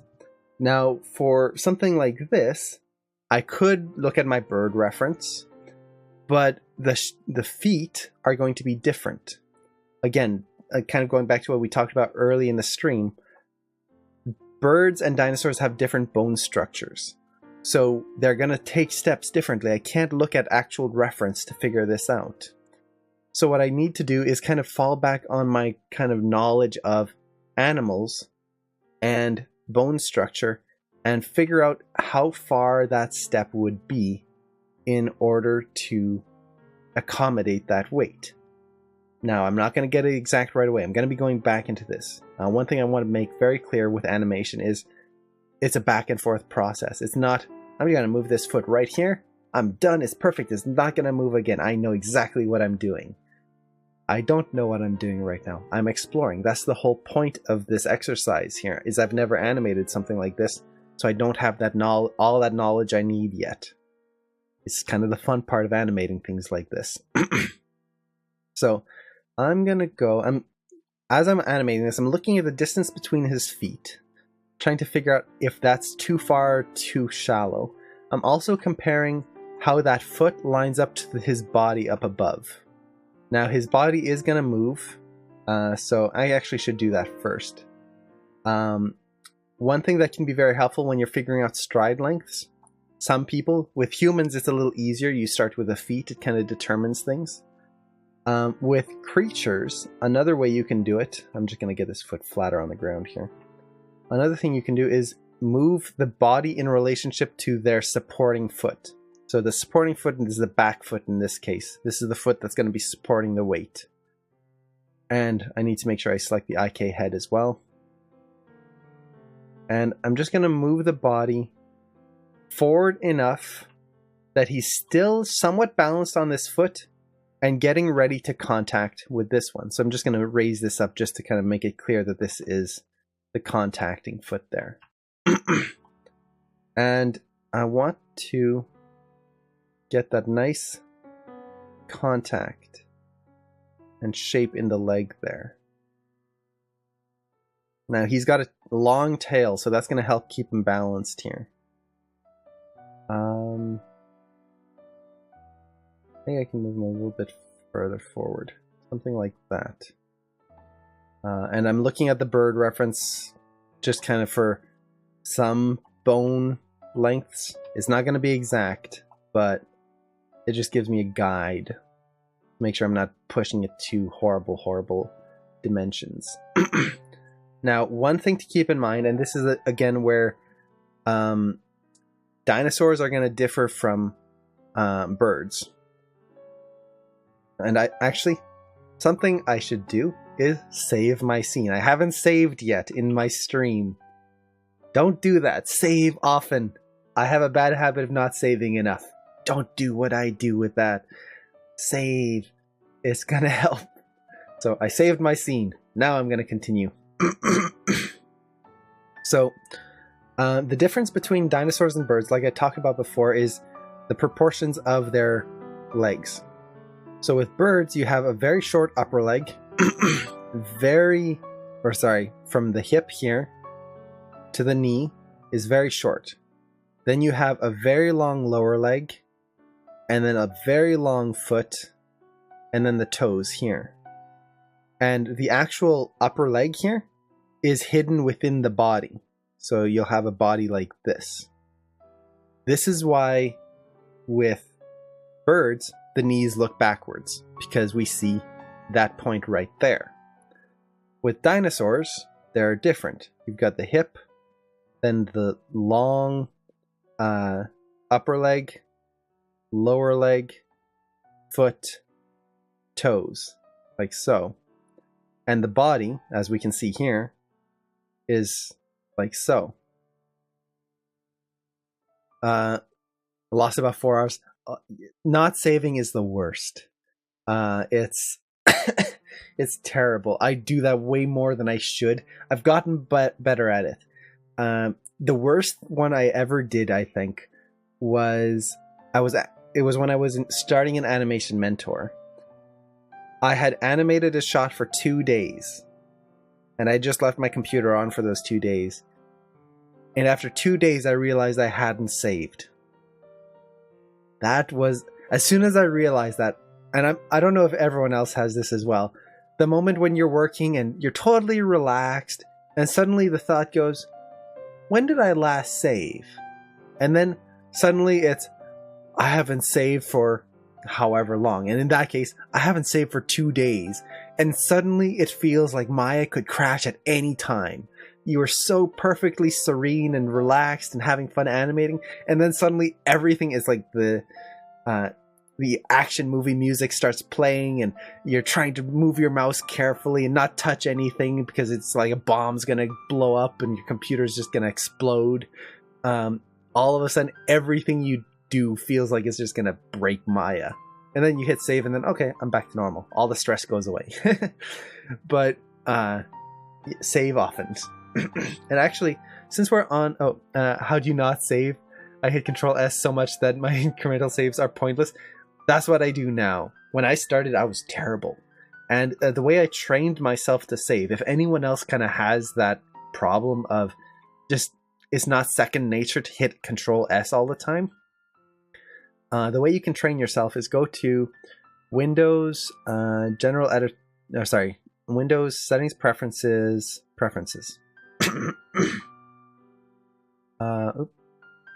Why is it not opening? Setting preferences. Okay, there you go. And then under Files, Projects, turn on autosave. What this will do is it will make Maya save the file automatically. Now, when you turn this on, what you want to do is make sure you turn on prompt before save. What this will do is make sure that Maya comes up with, do you want to save this scene? Instead of just saving your scene on its own. Because the last thing you want is to be working on a scene and go, you know what? I want to try something. It might not work, but let's give it a try. So you start animating things and it's pulling and breaking things, and like you're having fun with it, and it destroys your shot. And you go, that experiment didn't work, but it was fun. I tried it. I'll just close my scene and reopen it in order to get it back to where it was. You open your scene again, and Maya saved your scene for you. Yay! That's bad. And I've seen that happen to people. So make sure prompt before save is turned on. That way it'll let you know to save, and if you don't want to, you can still hit no. And then you can put the interval in minutes right there. So maybe put it to an hour or every 20 minutes or whatever you feel more comfortable with. So that can be very helpful right in there. Let's see. You guys clearly don't live in a place where power cuts are a common thing in the summer. In the summer, it's not bad. In winter, power cuts are really bad, and that's when I'm glad we learned to save often. So, and internet cuts are very often in winter as well. I once forgot to save 5 hours worth of work on AutoCAD and lost it. Oh, that's horrible. It is a real pain. Yeah.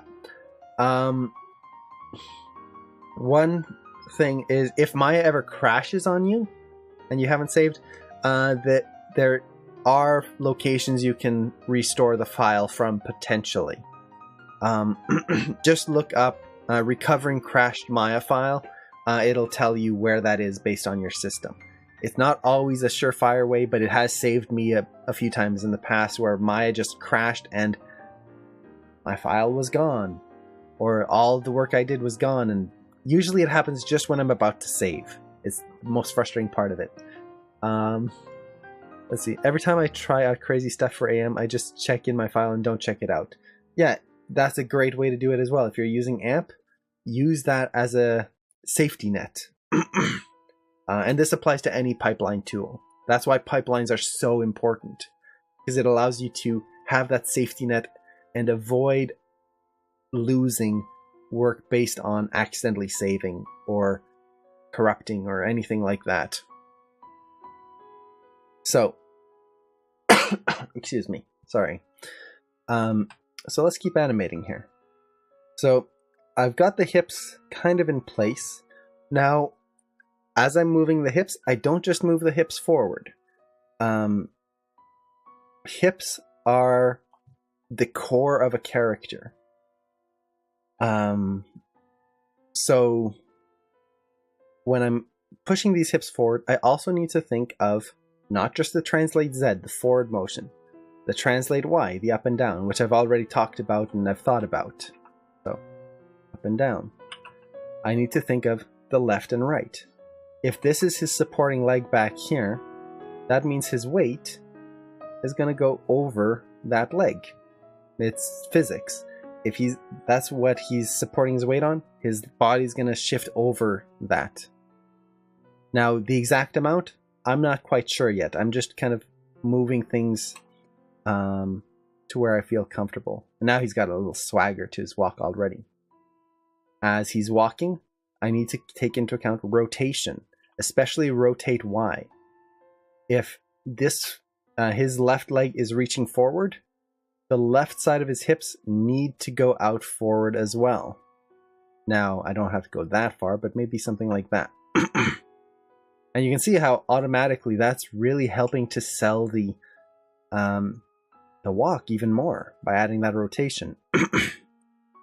I need to take into account rotate Z. This is going to be the shifting of the hips.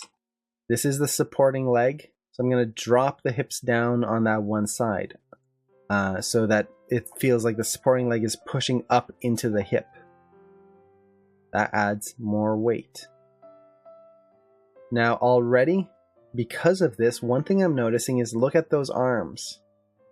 I'm rotating the hips and the arms are swinging around. I don't like that. Because already I can tell that I'm going to be counter animating those arms a lot in order to get this character working. And again, he is predatory, so his arms are kind of ready to strike. So I know I talked about this a lot already, but I might actually switch to IK spine. Let's just see how that works. So let's switch to IK spine here and see what we've got. So if I take the cog here, that still rotates that. Okay. So, what I might end up doing is I might break up the rotations. So, let's see. What would be the best way to do this? And actually, let me see if I can do this with FK as well. If I take this control here, okay, that rotates this chest. This hip sway. Okay, that's just the hips. Let's see. Basically what I'm trying to figure out is what would be the best way so that I can get this nice hip motion to show the weight of the hips being transferred without it affecting the arms in a huge way, so that I can still just add some slight movement in the chest and get that to feel natural instead of having the chest just swinging back and forth in a crazy way. And I think IK is going to be my best bet for this. As much as it's going to make it more difficult to animate the spine and avoid the spine kind of stretching, I think it's still my best bet. If I tried to use the hip sway control, which is here, just watch how it's bending the spine. You can see this very clear like snap right there in the spines of his back, those horns on his back. It just very sharp. It feels like he's been broken. Whereas with the IK spine, when I use that, oops, and I rotate these hips, I get that spine rotation all the way up to the neck. So it's more natural. So I think that's what I'm going to stick with for now. I'm going to use the cog for the forward motion. That way I don't have to worry about the spine stretching out too much and having to select a bunch of controls. I can still use the cog for... How do I want to do this? I don't know if I want to use it for the rotations. I can still use it for the up and down, I think. Or will I want to use this?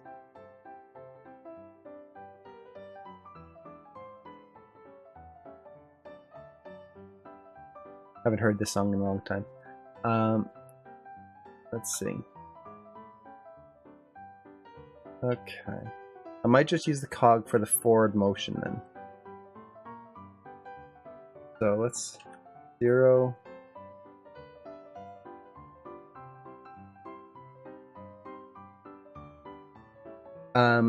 Just to kind of explain my thought process as I'm exploring this and kind of doing this, what I'm trying to figure out is what's going to cause me the least amount of counter animation so that I can have the least amount of curves in the graph editor and make it easier to polish things up.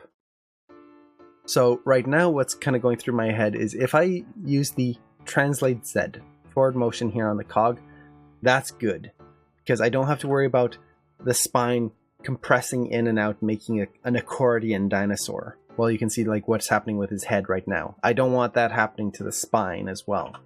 So by using the cog for forward motion, that'll avoid that. But if I use the cog for side to side motion, like so, I then need to counter animate the spine going side to side. Whereas if I just use the IK controls, I put the hips where I want, and then I can just put the spine where I want. So I'm not counter animating. I'm not having to have two curves affect the same control, if that makes sense. It does mean that I'm going to have to pay a lot more attention to the ratio of the spine, make sure that it's not stretching or that I'm not losing the proportion of the character, but it will make it easier for me to avoid counter animation, which is so much worse when you get into the splining and refining phases. So I think that's what I'm going to do. Okay. So let's go back. I move the translate Z forward. Now I can take the spine here and let's get the height where I want it to be. Right about there. Hip will go over the supporting leg. So I've got the X, Y, and Z all done for the translations. Let's do the rotations. Y, because that's the most important. Okay, I should be more clear.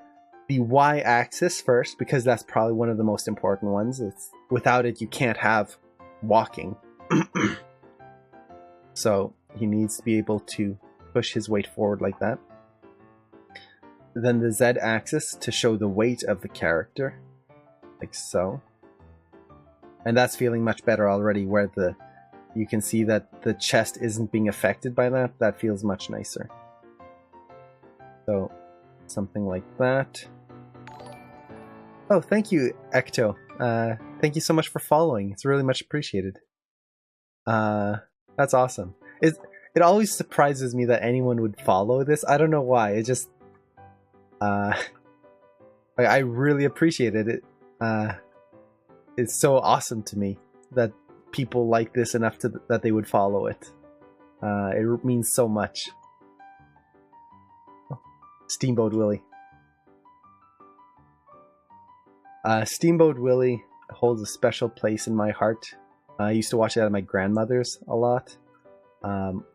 Also, my brother and I share the same birthday as Mickey Mouse, November 18th. So, anything like, especially the early days of Mickey, it means a lot to us because that's kind of I don't know, it's a very childhood thing for us. So, this song makes me want to play Cuphead. I've seen so much of Cuphead, I want to play it. Just for the animation alone, it's amazing. If anyone hasn't seen Cuphead, check it out. And if you haven't seen the behind the scenes of Cuphead on how they animated it, check that out. They actually used like actual pen and paper and created cells out of it. It's amazing. So good.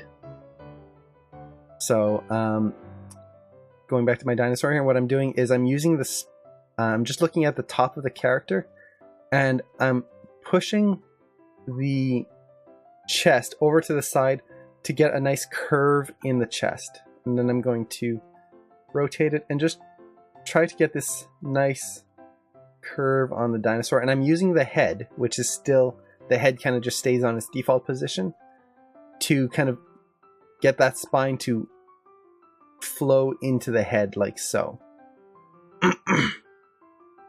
Like that. So that was the rotate Y. Rotate Z is going to counter the hips typically. We'll see if that works. So if his hip pops up on that side, then his chest should swing. Actually, since he's so horizontal, I might have the chest kind of swinging. So like as he's walking, his arms are swinging under him. So in that case, he's going to be over there. So his chest would be this way. Okay, and which is counter to what the hips are doing. Perfect. Okay, so that was the Z, the Y. Now the rotate X, this is going to be a tricky one because there isn't too much bend in the spine as they're walking, or when most creatures are walking. The spine doesn't just bend willy-nilly. Oh, gotta put my baby to bed. Oh, cool. Thank you so much for spending the time in the stream and hanging out. It was a lot of fun. And yeah, I will be posting the recording somewhere afterwards. Just look for it on either Twitch, most likely. Or if not, I'll post a link to it on the survival guides in if it's on YouTube or something like that. So let's see, I've got the 2 spine controls there. This middle one, this is a refining control. So what I might do is I might select that and just add it to my extra controls. The other thing I also need to do is when I created my select all control, I didn't have the IK spine selected. I had the FK spine. So I need to make sure I include these in my script, or else I'm going to run into a lot of problems. So to do that, for a button that I've already created, I'm going to select the IK spine controls right there. Let's just copy and paste it in here and make one script out of it. So, like that. Oops, too much. So, these are the spine controls. I'll copy just the names, like that. Go to my select all, right click and edit. And just paste it right in there. There you go. Save all shelves. So now when I hit select all and no object. Oh, okay, I forgot. Let's see, yeah. So what I didn't do is I didn't copy the namespace right there. So I make sure to add that.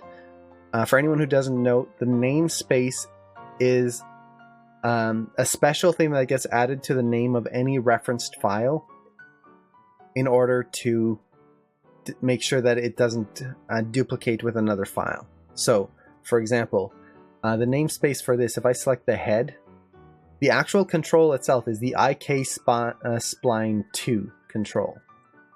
The namespace is Raptor right here. I typed that in myself. And this is very important when you have referenced files. You need that namespace or else you won't be able to find things. So with that, I've got that namespace in here. Let's save again.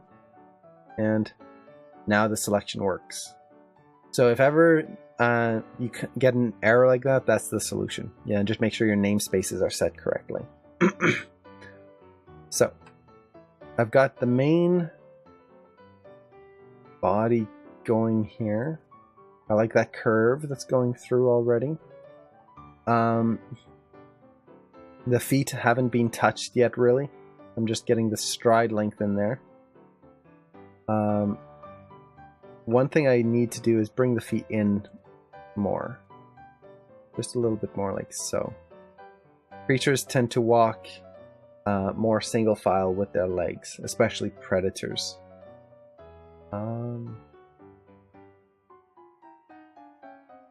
Let's see.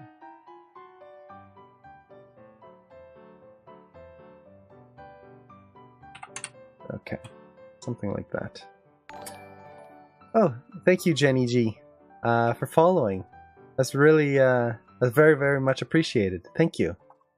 Oh, namespaces become such a bore in dense scenes. Yeah. The worst thing is when you don't rename the namespaces yourself. That can be a huge pain. So namespaces, if you want to edit them, you just go to File, Reference Editor, right in there. And by default, this would be the namespace of the rig. This name right here. It would be, instead of just Raptor, it would be irex underscore shot underscore ready underscore anim rn space irex underscore shot. That would be the namespace. And then you'd get IK leg. That's a pain. So whenever I set up a scene, I'll go into my reference editor once I've referenced everything in, and all you need to do is go right here to namespace and type in a new namespace. So for example, my Raptor, I put Raptor. For Jules, instead of having Jules underscore shot underscore ready shot underscore all of that stuff, if I select any of his controls, I named him Bob. So it's Bob colon the control name.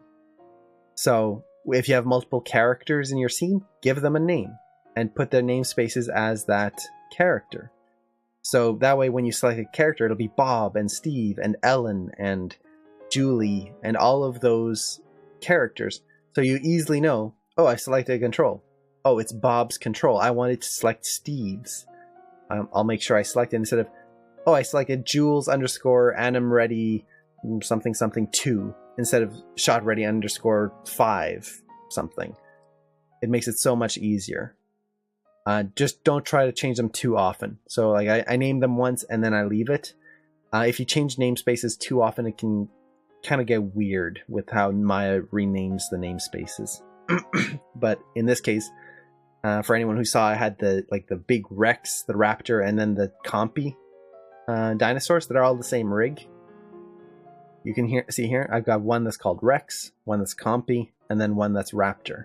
That way, if I have all 3 of them in the scene at the same time, I can tell which controls belong to which rig when I select them. So, that helps a lot. Okay. So, one thing I'm not liking is the angle of the spine. I had reset that. I'm going to base the angle of the spine using the cog control, just to get the main curve of the spine in here. And then I can adjust it using the RX in here to actually animate it. I'm basically using the cog to get the main angle. By default, I just find it's a little too low. The head is going to have to move down, I think, a little bit. I'm trying to look at it from the side view, or from a side, trying to make sure that the hips and the head don't line up in a weird way. I want that kind of break in there. Like that. Okay. So, let's hide Jules here and turn this off. There you go. Oops. What was that? Okay, so I've got the spine pretty much done. Let's hide the extra controls, don't need to see them. Okay. Before I get to the legs, I'm going to do the arms. Simply because the arms are just going to hang there under the body. So I'm just going to get them pretty much just hanging below him. They're not really going to change. They're going to sway a little bit of overlap. But there's not going to be much more to that than just hanging. So if I pose them out now, it'll be out of the way. I don't have to think about it. So in my sketches here, I actually I did a few exploration pages of some pose stuff. And basically, here's the way I want the arms to be in this. So, oops, there you go. So I want them to be angled something like this. And this is from the front view. And then out. So I get this kind of S shape from the front. And it's going to angle back, forward, back. From the side, let's clear a little bit of this. I want this kind of shape here. So I was basically just doodling different arm shapes and seeing what would look predatory while also being relaxed, because I don't want him to look like this, where he's running and like he's got his claws out like he's going to grab something. He should just be relaxed, but still ready to kind of grab something. So it's not like a praying mantis, but basically he's at the ready. He's a wild animal in the wild. He's going to be ready to leap or jump or attack at any time. It's a dangerous environment. So, oops.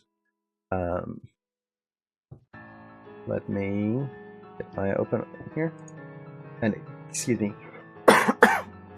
Sorry. Coughing just won't go away. Okay. So, the default position of the arms is actually pretty close to what I want. So, I've got the drawing open on my other monitor here. So, let's take both arms and do them at the same time.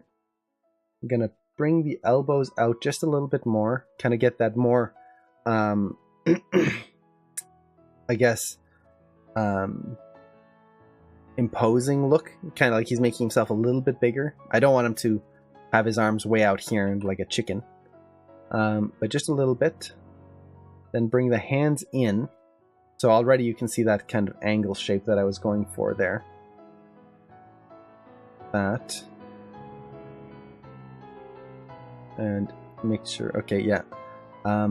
What I was doing is I'm making sure I'm rotating from the shoulders to bring the arms in and not the elbows. When I'm, especially elbows, I only ever move them in the one axis because that's how arms work. So in this case, the Z axis like this. I'll never move the elbow in another axis unless I'm doing like a smear frame or something like that. If I do, it's just going to make the anatomy look weird. So, move it back like that. Let's take the shoulders again. Do I have the angle from the side good? Maybe I'll move it just a little higher. Just kind of anticipate them in. Angle of the elbows now. Let's maybe bring them up just a little bit. Oh, last week of AM. Gotta go to sleep, lots to do. Oh yeah, definitely. Best of luck on the last week. I hope all of you do some fantastic work on your assignments and just really get to enjoy this last week of your term. And thank you so much for sticking in this stream and hanging out. It's a lot of fun. Let's see. So now let's take the wrists here and let's see how they rotate. Oh, okay, I was using the wrong axis there. Let's bring it in Y. That's not quite right, so let's take an X and Z, and there you go. I want more of this hanging motion. Now in my drawings I kind of had them like that. I'm going to keep the wrists in line a little bit more and change it up just a little bit because mine was a little too zigzaggy, and typically with wrists it's very hard to angle them like that outwards and just hold them out like that. Our wrist tends to line up with our arm, for most cases, unless you're waving or doing like holding something. In most cases, if I'm pointing, like pointing at someone, there you go. If I'm pointing at someone, it's lined up. I'm not pointing like that unless I'm going, oh, him over there. Like, it's typically creates a nice line, a flow to it, like that, the Disney point. So I want to kind of have that here, still relaxed. So the wrists are going to be coming in like this. Make sure I don't get a horizontal or vertical line in there, like that. So I think that's what I'm going to go for now. Now for the fingers, this is something, again, if you've been in my Q&A, you've probably heard me talk about this. Pose out the hands. It takes time, but it's going to make your shot so much better. So for example, right now, this is just the default hands. They're not posed out. And I could just go, yeah, they're not that important. I'll animate them later. But by posing them out now, I'll get so much more appeal in this character right away. So I'm going to take the time to do that. I usually like to start with a thumb, just because it's simple. So if he's hanging there, and the nice thing with hands is we've got hands right there. And we can just put our hand in a position and just look at it. You've got a reference right at the palm of your hands, right there. So as I'm posing this, I'm kind of just putting my hands into position, and I'm looking down and going, okay, how is the thumb lining up? How's the bone structure working there? And this is a different creature than a human, but the same principles can still apply. So for example, when you're relaxed, your thumb, make sure I'm using the right axes here. Your thumb is going to be more like that. Already, that's way more relaxed than what it was before. So let's bring it in and kind of get that flow in the hand there. And then let's see, the next joint. And you can see I'm doing them together. I'll add variations to them afterwards. For now, I'm just trying to get a very basic hand pose. Maybe curl that in a little bit. And then the interesting thing with thumbs is the next joint can sometimes go out the other way. So I could go out like that. Get that thumb shape there. Now for the other fingers, the big thing that I have to keep in mind is fingers don't only bend. They go in and out. So when you're relaxed, it's going to come in a little bit more. Like so. And I'm going to also, you can see if I rotate the fingers right now, let's select all three controls and just rotate them. Oops, got an extra one in there. And rotate them. They can go straight back, but if you want to add a little bit more, like if I close my fingers here, they don't just go straight in unless I really force them to. If I close my hand naturally, and let's go to full webcam mode here. If I close my hand, it's kind of hard to see, but if you look at the angle of my pinky finger, it's angled to push it more extreme in, like that. My fingers are curled in. The one that's pretty much straight is the middle finger. It curls, it depends on how I have my wrist, but if I straighten that one, you can see my index finger is pointing in towards, my pinky and ring finger are pointing in towards the center, towards the middle finger. So as I'm posing this out, I might add, oops, make sure I'm sharing my Maya window. I might take these fingers in a little bit, or let's see, maybe straighten them out a little bit like that. But then I'll rotate them in X a little bit so that when I rotate the next joint, it's pointing in slightly. Oops. Okay.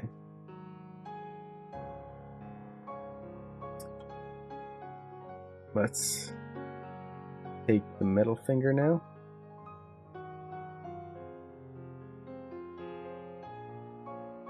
And close that out.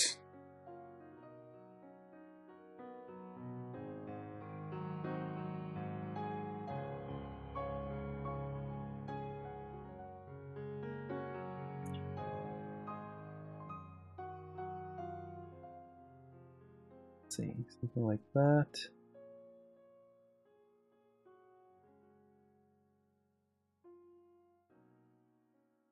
And then the pinky.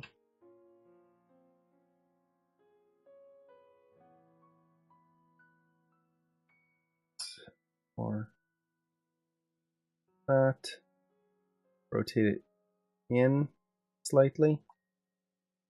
Much like that. And then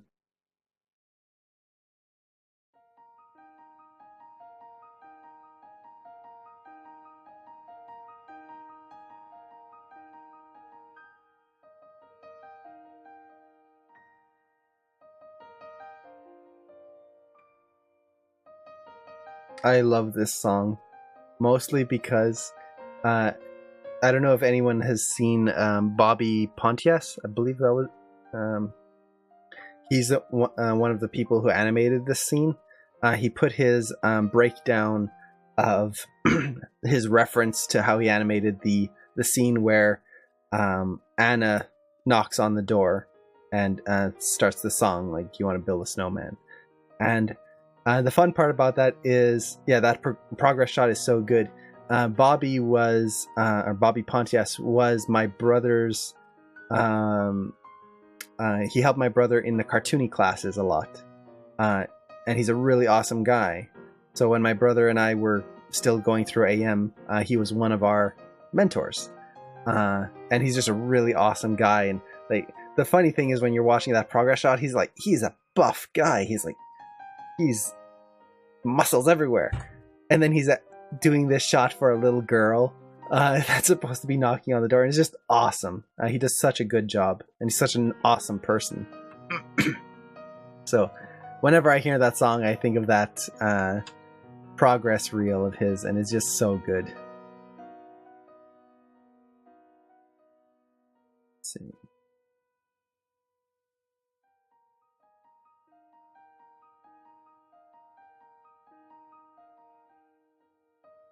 Oh, that video is so great. Yeah, it's amazing.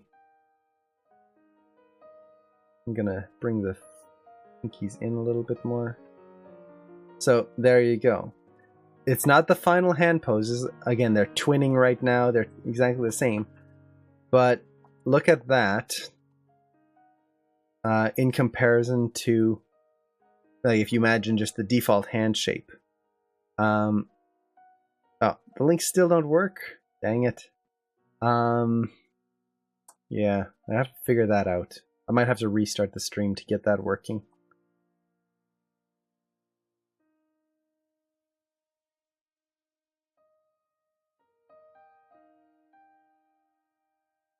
And let's take this middle finger and put it a little closer to the pinky. Just what I'm trying to do is, if you look at this hand here, I'm trying to break up the spacing so that it's not like perfectly even. I want one finger to be closer to the other to get a little bit more dynamic shape. The hand. A little bit more like that. So you can see there's a difference between all three. There you go. And I might curl all the fingers in a little bit more.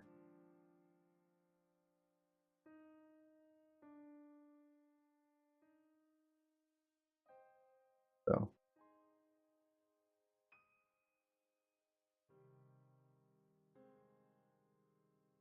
What I want is this kind of curled look. Right now the palm and the fingers are lining up. I want this curl to happen in there. Like that. Now the problem with that is now the pinky is a little too rotated up.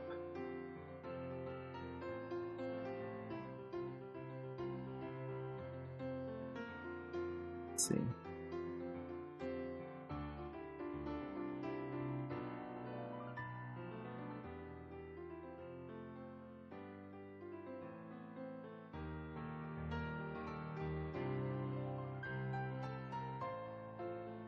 That's better. So there you go. The hands are posed out now. And it's not a huge difference. And I don't like how that index finger is kind of too straight. Feeling weird. But this isn't going to be the final hand pose. But by taking the time to just get some poses in there, what I'm doing is I'm making it easier to just get a whole idea of the pose. Because now all of a sudden, instead of just having straight hands, look at that. So actually, if I take all of this and let's just zero out the rotations. Now you go from that to that. You might kind of go, oh, it's not that much of a difference. Like, it's just a little bit more curled. But it will add a lot, especially when you are animating like humans and they're interacting with things. You want to make sure those hands are animated. You're going to get a lot more personality right away in your shot. One of the, I don't want to say it's the worst thing you can do, but to me, it's the reason I'm so picky on it is because I was terrible at this. I would always, when I started out, I would leave hands to too late. And it hurts so many of my shots because of it. And if you just take the time, it's amazing how much it'll help. Excuse me. I hope whenever I cough, it's not too loud. Can't really tell here. It's blowing out everyone's ears or not. Okay, so I've got the arms pretty much done. I've got the spine in position for now. The big thing that's not working right now is the feet, because it doesn't, like, dinosaurs don't, or birds don't walk like humans. That just looks weird. So I'm gonna have to look at my reference to see exactly what's happening with the feet as they're picking up and dropping down. But right now I'm just kind of going for the main body notes. So let's see, how should the head be here? And you can see what I was talking about earlier about how that first pose takes a long time. I'm still on that first pose, that first key, because I'm still trying to figure out what's working, what's not, how do I want to do this. Once I get off of this first key, it'll start going much faster. So for now, it's just one of those things where don't let yourself become discouraged if your first pose is taking a while. That's natural.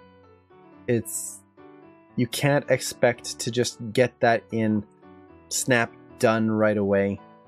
It's going to take some time.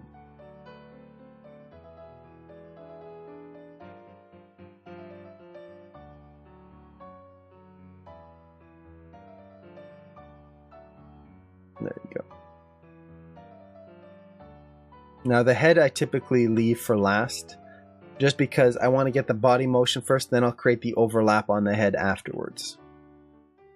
So I think with that, I'll also leave the tail for now, because the tail, a lot of it will be determined by how the body moves.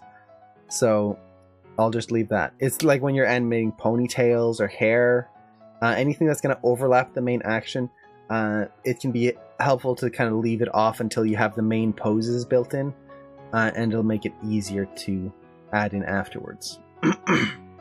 Okay, so let's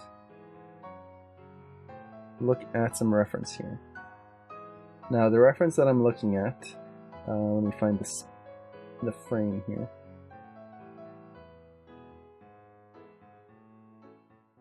Okay, I almost got it here. So this is from the cassowary reference that I was looking at before. So you can see they've got 3 toes, just like the dinosaur. And unlike the shoe bill, let me open that up as well just to show you the difference. The shoe bill wasn't great reference for a walk like this, because look at how their toes are splayed out when he's walking. Look how wide that is. That is a water bird. That is a bird that lives a lot of time in the water, so they need to have that wide stance or else they'd sink. Now with this is a predatory bird, something that's built for running. And you can see just how much, like, look at that claw right there. That is a raptor claw. So this is kind of what I'm aiming for the pick up and contact on the ground. And as you can see, look how he contacts the ground. Toes first. This is why on mine, when I look at this dinosaur here, that looks terrible, because that's not how he should be walking. He should be walking toes first. Look at that. And it's a shame all the contacts are off screen, but that's the joy of video reference, is you're not always going to get exactly what you need.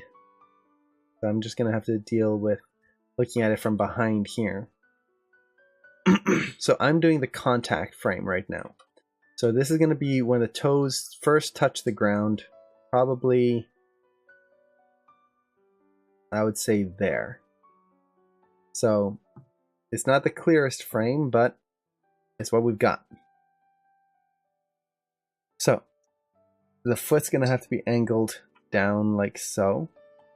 And again, this goes back to animating the hands, animating things like that. I need to animate the toes on this guy, because if you watch the reference, the toes, when they're on the ground, they're flat like that. When they push on the ground, they splay out, and then when they lift, they pick up like that. So you get a lot of detail in those toes. If I don't do that, it's not going to look right. So I need to take the time, create this foot pose. Now, the thing with this is I've never used this rig before. So a lot of this is going to be figuring out what all these controls do. Okay, this is the main toes control. This is the outer toe. Okay, so those are all the toes.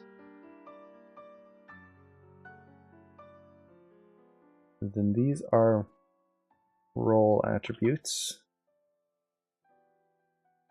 Okay, I won't need to use that one.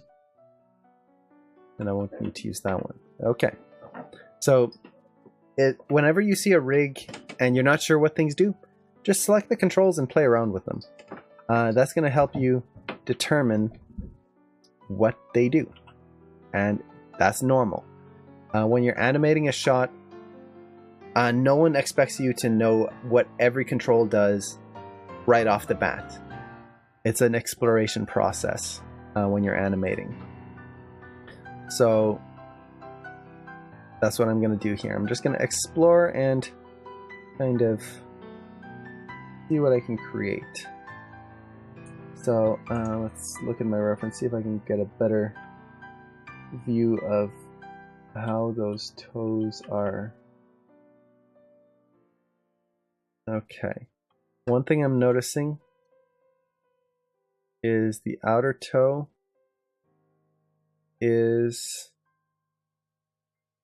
bent a lot more.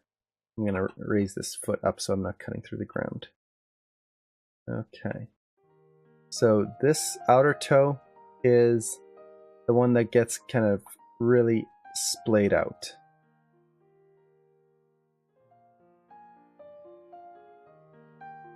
Okay, do I want to use that? No. I'll use this one. Yeah. To bring the toe in. So, something like that. And rotate it just like the other one. So, the other outside toe comes in. I might bring that in ever so slightly, like so. Let's rotate that. I haven't heard Peter Pan in a long time. Forgot how good it was. Okay, something like that. Now, the middle toe is least rotated. It kind of sticks to the inner toe.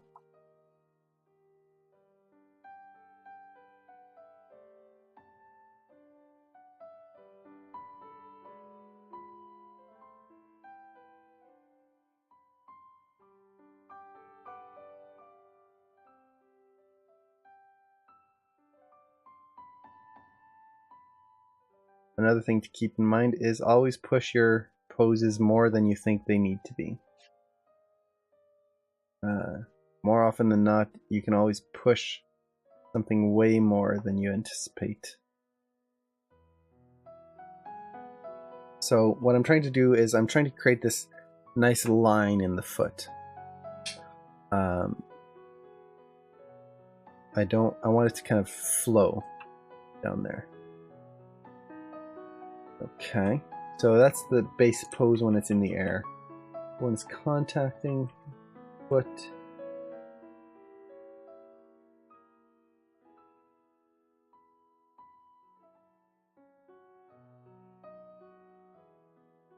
Let's see. Just so you can see what I'm looking at here. So that's the kind of pose I've created here when it's hanging in the air. And what I'm doing is now going through, and what happens as he's contacting the ground, that toe kind of splays outwards.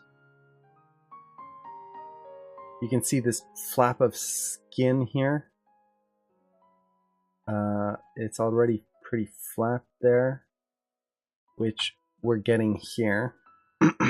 So if it was more like that, that's getting right. So this toe will come out.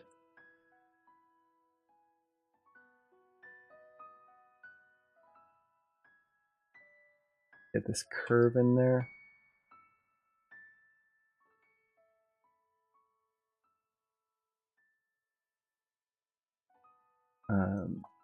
This toe will come out slightly.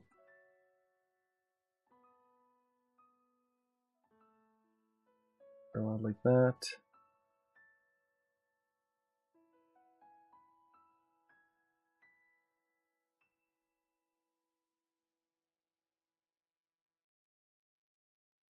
The other thing that I need to keep in mind, and this applies for anyone's shots, watch the feet that they don't just go perfectly flat. Feet rotate on all sorts of axes.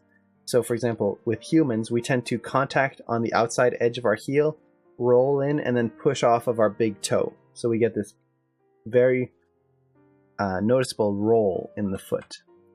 Now, when I'm looking at this bird here, the big thing I'm noticing is, again, let's bring this video in. When they push off of the ground, look how they push. They push off of their middle toe. That's what they're using as the pushing force. And then when they contact,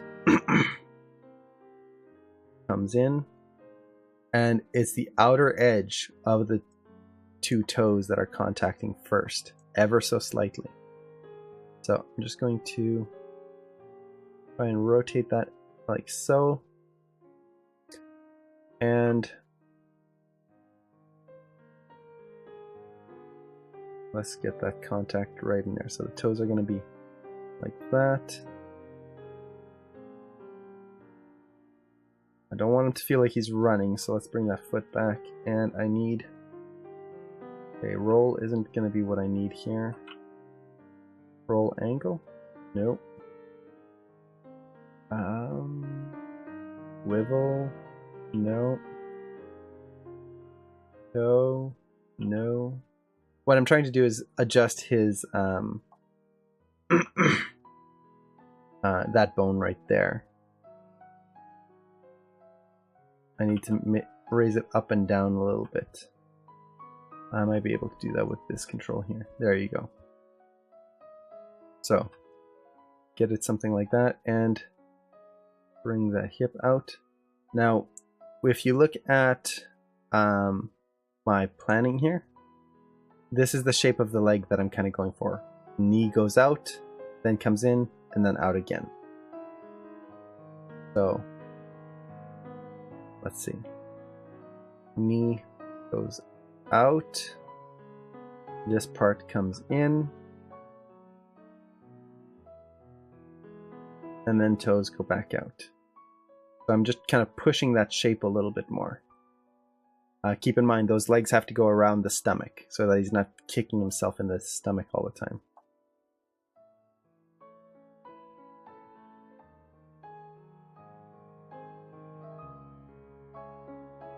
Like so.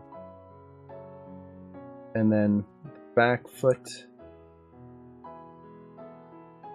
While it's on the ground, I'm going to push the toes wider. A nice splay action in there. Oops.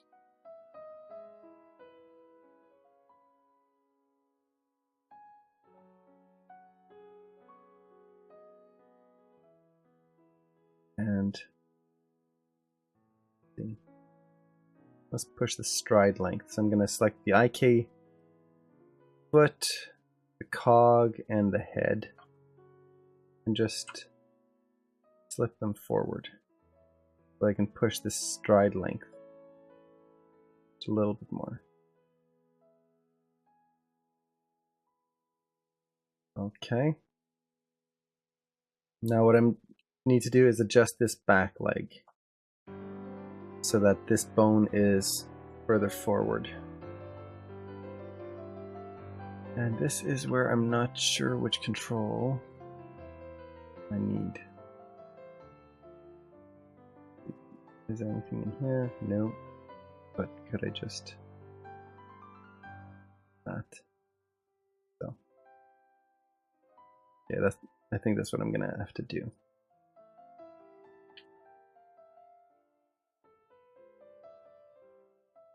And again, knee comes out slightly. Heel goes in. Now, I probably can bring that in a little bit more since that's a supporting leg. Like so.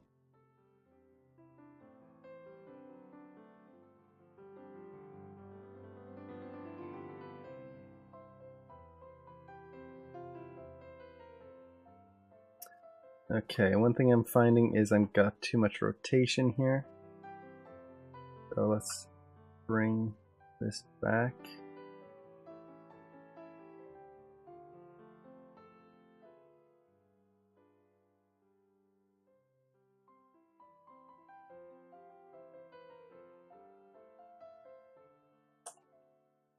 Okay. I'm trying to look at his balance. Feels like he's slightly out of balance here.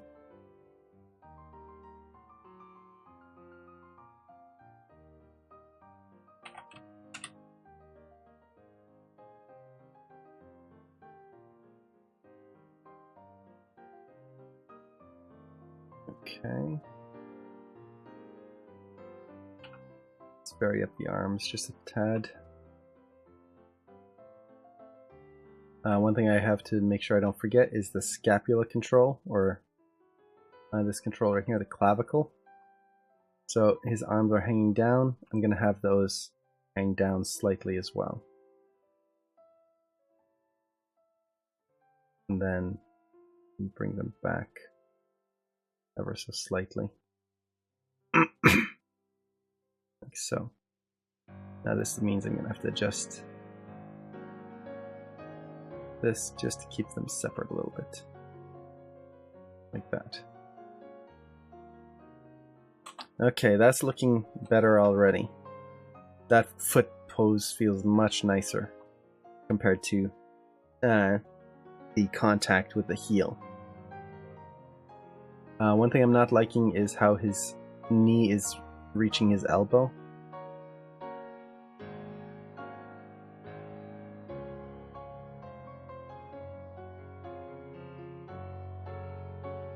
I think I'm just going to have to bring those arms down a little bit.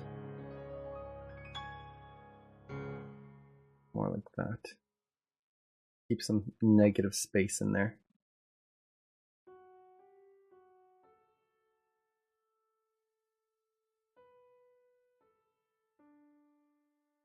The toes are cutting through the ground, or the nails are.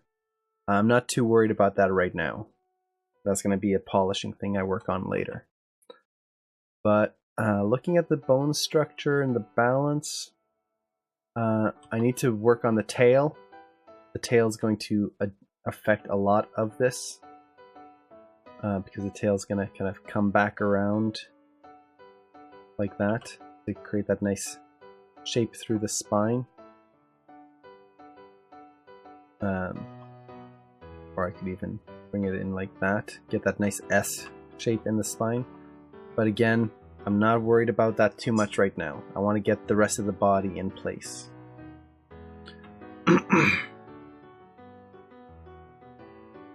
So, I think... Oh, my hands are still too close.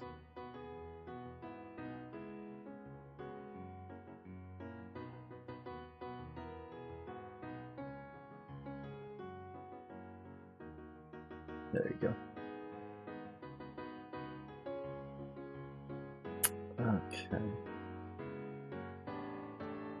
One thing I'm not liking is how vertical this foot area is. I'm going to push the body forward more.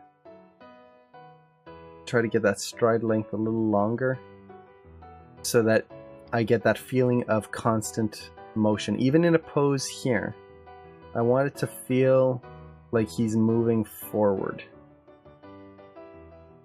by having that bone forward. Like that. When it was horizontal, it just kind of felt like he was standing still.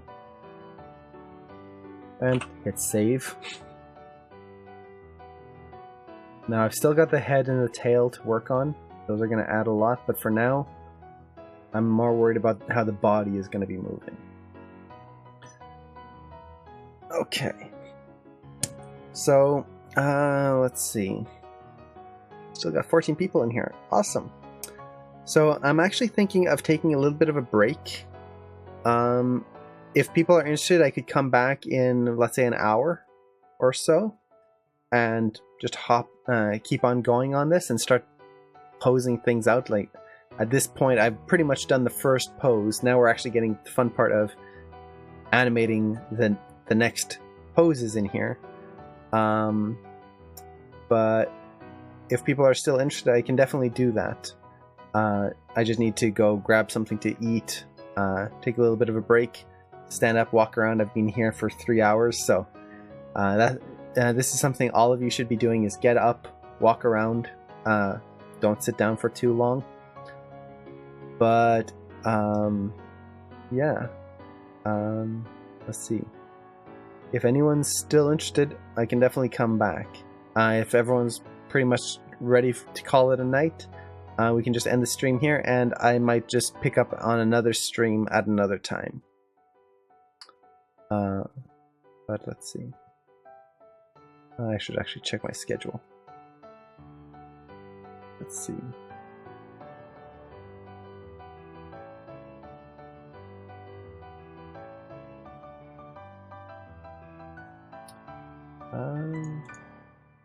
Guess I could. I'll be here. Cool. Yeah, if you want to keep on going, I'll just put a little bit of a break here. Let's see.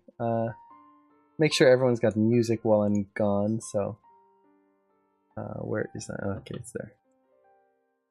Okay. Oh yeah, there's still enough music for everyone. The life of a freelancer. What is the outside? Exactly. The sun? That's just a big burning ball of death. We're safe inside, where it's nice and cozy and dark. Oh, you have to go, Abia? Thank you so much for hanging out here. It's a lot of fun. Looks like some people still want to keep on going, so I'll just take a little break here. I'll put a pause, and I'll be back in about an hour. So, cool. I'll see you all then. No, I'm back.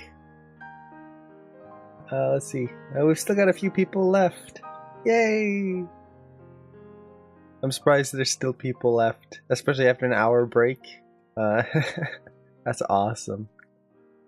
Let's see. Who do we have? We have Sin, of course.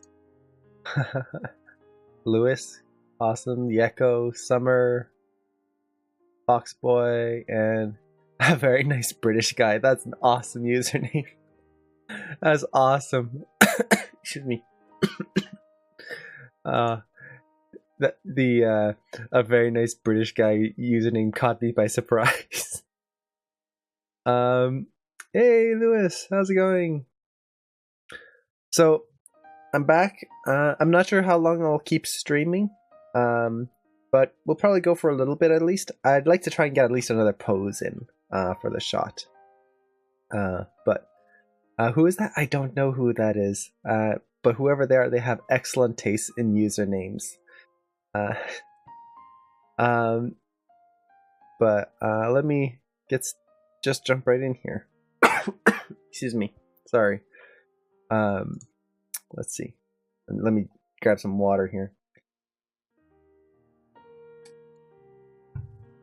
2 a.m. here. Ouch. That's late. Thank you for staying up so late for this. Judging by the amount of people in here that are at it's like 2 a.m. or 5 a.m. or something like that, I'm thinking of possibly changing the stream time to fit better for for everyone.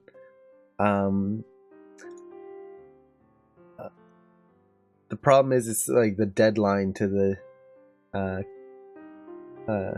assignment is on Sunday, so I don't want to have it during the deadline because everyone should be focused on their assignments instead of hanging out in a stream before the deadline. I don't want to interrupt your workflow. But for a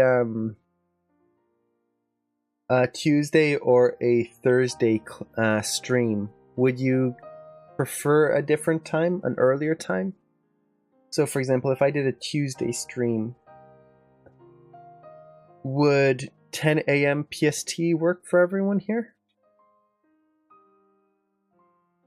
Or the other time that I'm looking at my schedule here to see when I'd have slots of free time for a stream. I could also do Thursday. The problem with Thursday is the time would always depend on when there are campus Q&As with mentors and things like that. So I don't have a set time that I can just dedicate a chunk of time to. Let's see. What could work for everyone? The earlier in the week, the better for you? Yeah, that's what I'd like to do, just because I know at the end of the week, that's when assignments kick in. When I was a student, it was the same thing. You're always here. That's awesome. Let's see. I could maybe do it on Monday. I kind of thought of doing it like on Tuesday to give a day break, but I could potentially do it on Monday because I know a lot of people have Q&As on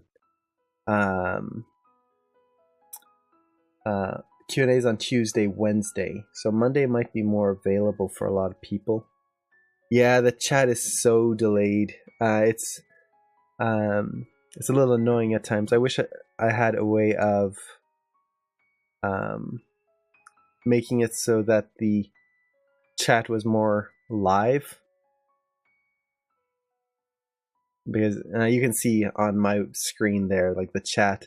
I'm sure when you type it in, it doesn't show up for like a huge amount of time. Cool. So Monday might work.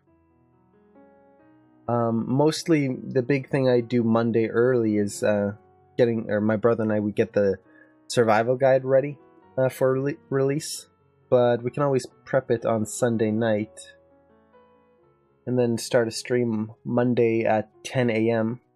EST. Potentially. That could work. Kind of have a stream day then, and then possibly Friday would be a good day, but I don't want to interrupt the Friday dailies. I kind of want it but I would still watch it if you record it. Yeah, I'm thinking of just recording all of them and posting them up so anyone can just re-watch if they want to. Monday at what time? Either before 10 a.m. or after 1 p.m. Let's see. I was thinking of maybe I'd start it at noon Pacific Standard Time, just to kind of keep it in line with AM's schedule. Just have things start at noon.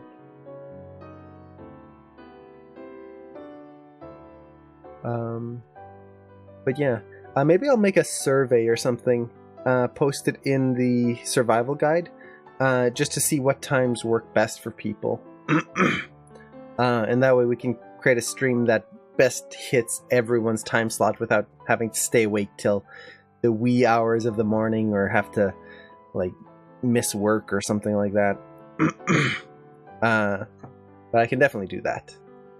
Make it easier for everyone. Let's see.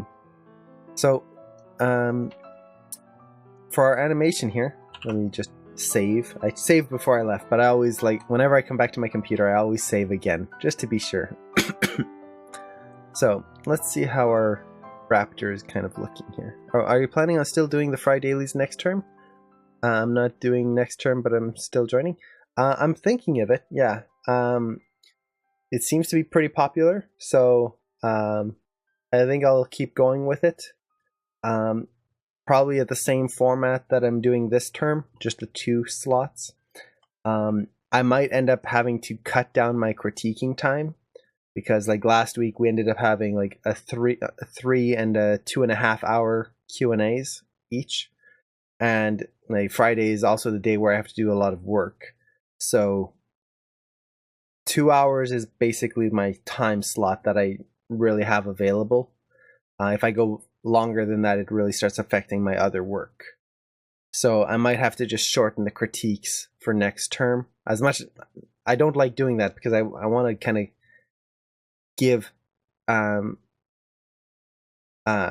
in-depth critiques, not just I'll fix this and no reasoning for it.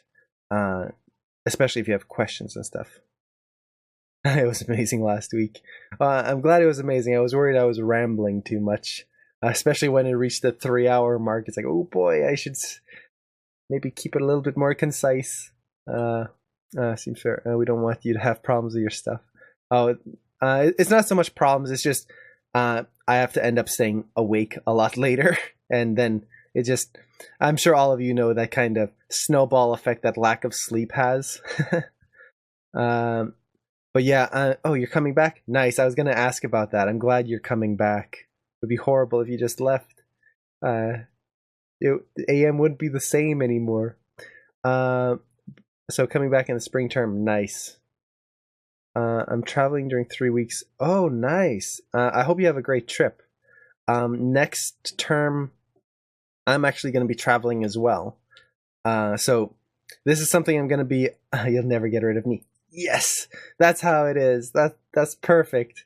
But next term, I'm going to be traveling as well for 4 weeks. This is a trip that my brother and I had planned for the last 5 years. We've been planning to do this trip with our whole family and bring them to Hawaii. It was our parents' dream, and our grandmother used to go when we were really young. She used to go there all the time. So as a 80th birthday present and anniversary present to our parents and all of that, we're bringing our whole family there for a while. So it's something we've been planning for 5 years, and it's finally going to happen. But we're going to be gone for about a month then. So there's going to be 4 weeks without Fridays or things like that. Want to come by Germany? I'd love to go to Europe one day. Europe is one of those places that I've been wanting to go to for a long time, especially Scotland. I'm part Scottish. France, I'm French, part French. England, Germany, like just do the whole area there. Go to Spain, Italy, just kind of do a road trip through all of that. That would be an amazing trip.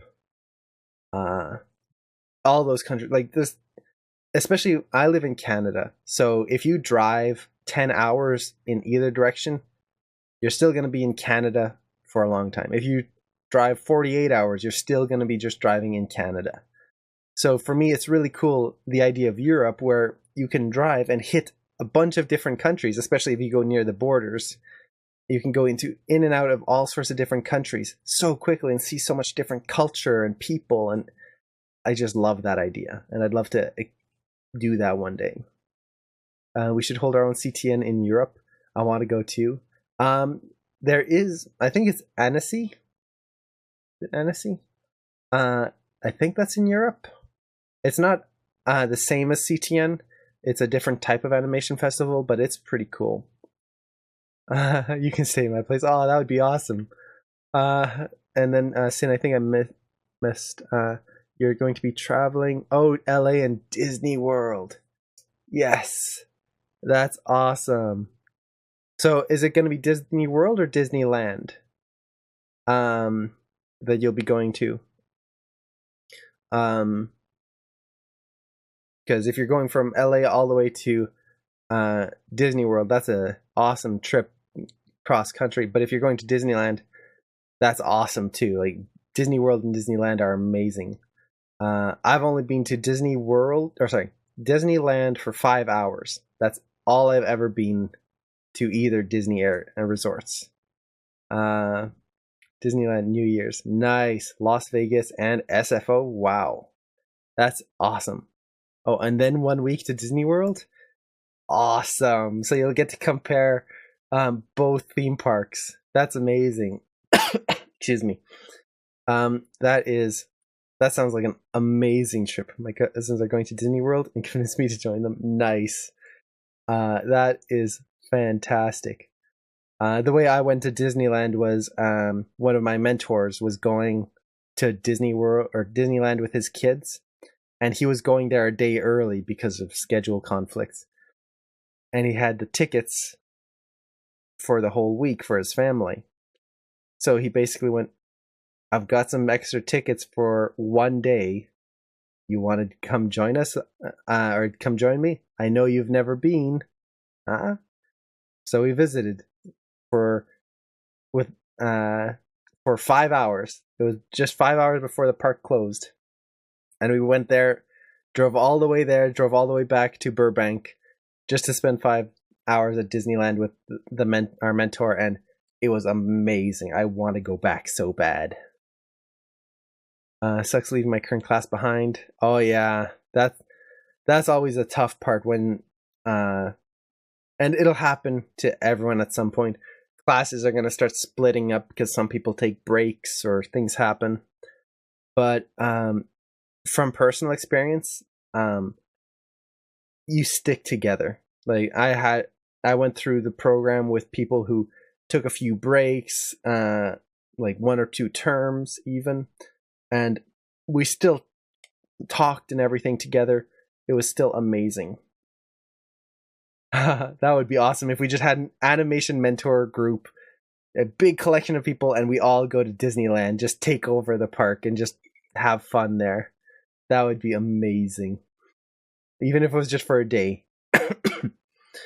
Go on the roller coaster, all of that cool stuff. But let's see. Vicky and me will also come to CTN next year. Nice. That's going to be awesome. It's going to be so awesome meeting everyone. I should be there at CTN. There's no guarantees because it all depends on my work schedule.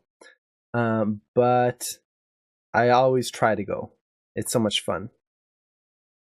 Oh, nice. Boy, that's going to be an awesome reunion next CTN. Okay. That's so cool. So for my dinosaur here, I think the next thing I want to do before we call the Q&A here, we might rent a flat altogether. Oh yeah, that's always helpful. If you go to CTN, book early and book at the Burbank Marriott, right near the airport. That's the hotel that the convention is actually held in. So if you get a room there, you basically go out of your hotel room, go into the lobby, and you're at CTN. There's no travel time. There's no getting an Uber back and forth or a taxi or having to get a shuttle or something like that. You go to the convention. Then when you're done and you're tired, you go back and just go to your room. It's just like a minute or two to get to your room, which means the negative is that you can go to the convention, buy a bunch of books, get like loaded with swag, go to your hotel room, drop it off, and then get right back into the convention and buy more. So I don't know if that's really a negative or not. It depends on your willpower. But oh, sorry. Sorry. Just in terms of the practicality of it, it makes it so easy. So just book early, and it's going to be worth it. You have to go. You have to be a. That would be awesome. Let's see. I'm trying to think. Yeah, CTN next year. I'm pretty sure I'll be able to go. We'll see. At the moment, there's nothing in my schedule that indicates that I wouldn't be able to.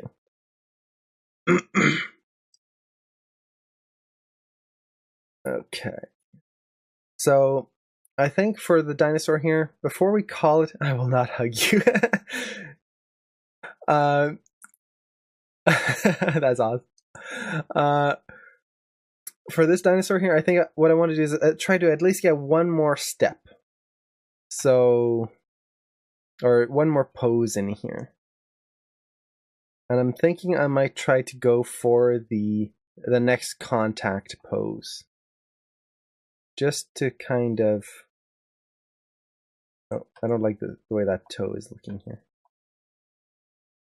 It looks weird.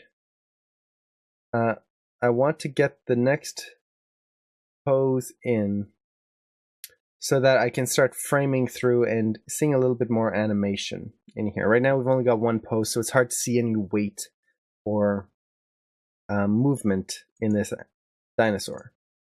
So I'm gonna get my my planning up on my other monitor there. Lost my train of thought for a second.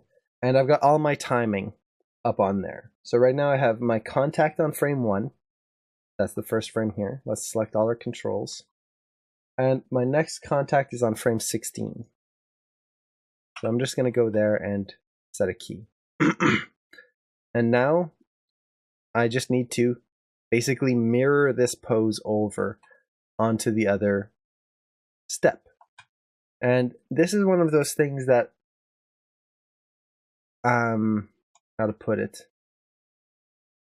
It's a little tedious because you're basically trying to recreate a pose and mirror it. And a lot of people try to find shortcuts for it. Like, oh, if only I had a tool that I could click a button and it'll just like copy this pose here onto the other foot. And that is a valid tool for certain cases. Me personally, if I'm doing a cycle like this, the whole point of this is to learn the rig. So I want to do it. It'll be take a little bit more time, but I want to try and go through manually first. So the first thing I need to do is get the feet into position here. So let's see.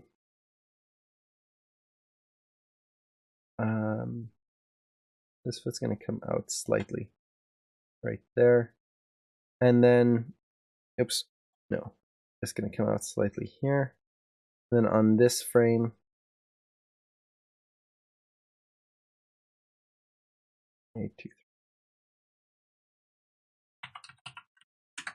is going to come in slightly. And what I'm basically going to do is I'm just going to reset the foot. So I'm going to take the translate Y, zero that out, the rotates, zero that out, and then all the toe rotations, let's zero that out. So basically get the foot back into a foot shape right here. And push it down so it's actually contacting the ground. Oops, just like the foot. Like that. Now, that gets the foot back into its default shape here. But I need to make sure that I'm getting a good plant on that foot as well. So I'm just kind of looking here, and the foot should kind of slide forward a little bit. So I'm just watching that heel, and as he's putting his foot down, he's putting it down and it's going to slide into the ground like that.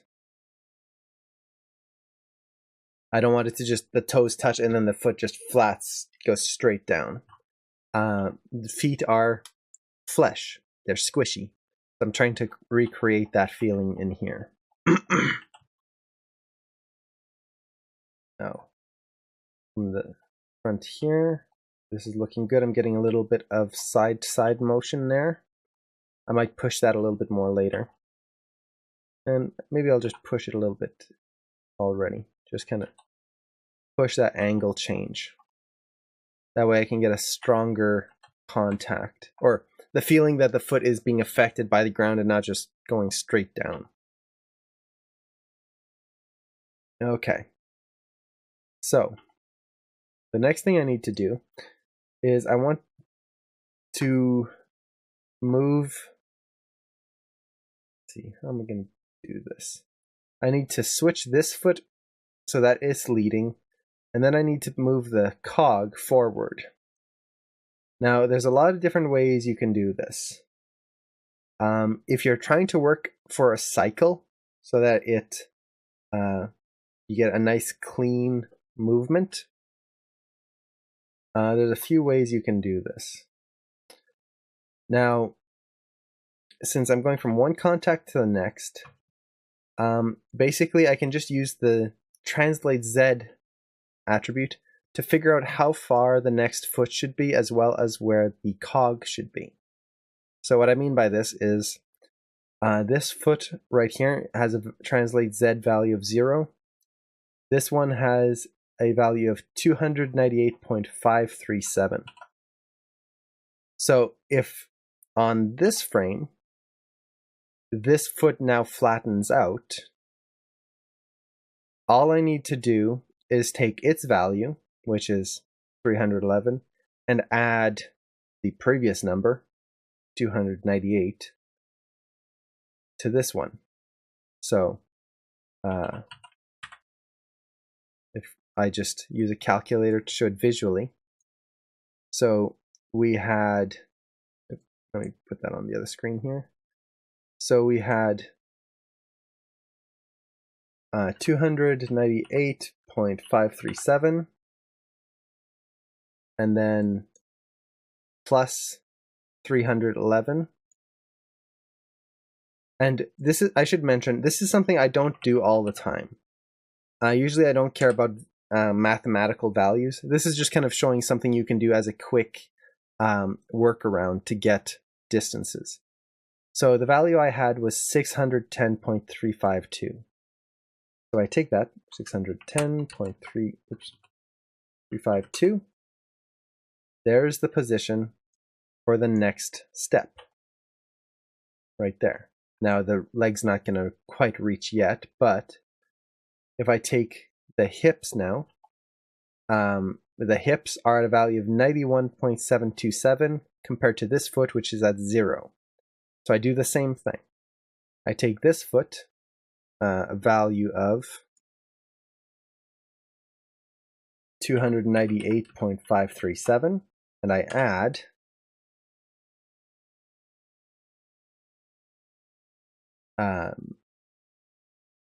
the value of the cog here, 91.727, that'll get me where I need to go. Now, since I'm just adding this number, what I can do is type in equals that plus 298.537. Oh, sorry. Plus equals. Plus equals. Oh, wait.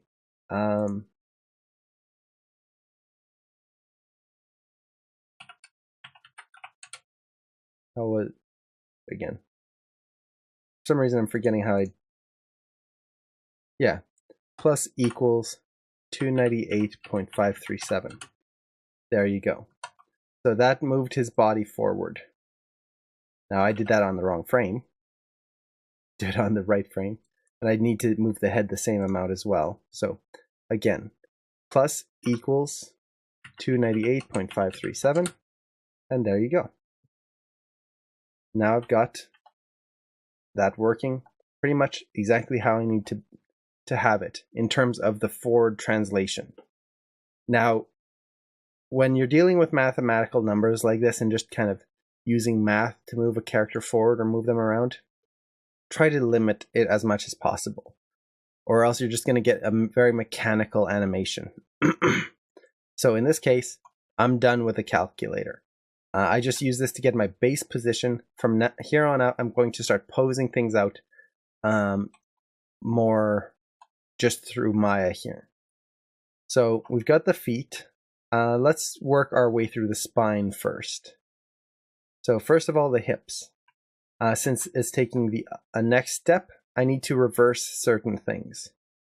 So for example, on the hip here, the translate X, this is the side to side, needs to be on the other side. So let's go from negative to positive. There you go. Translate Y is the same. Translate Z, I don't have to worry about.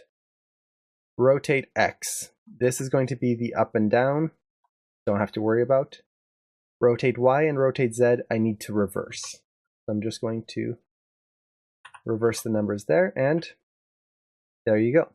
The hip is now in position. So if I, oops. Oh, interesting.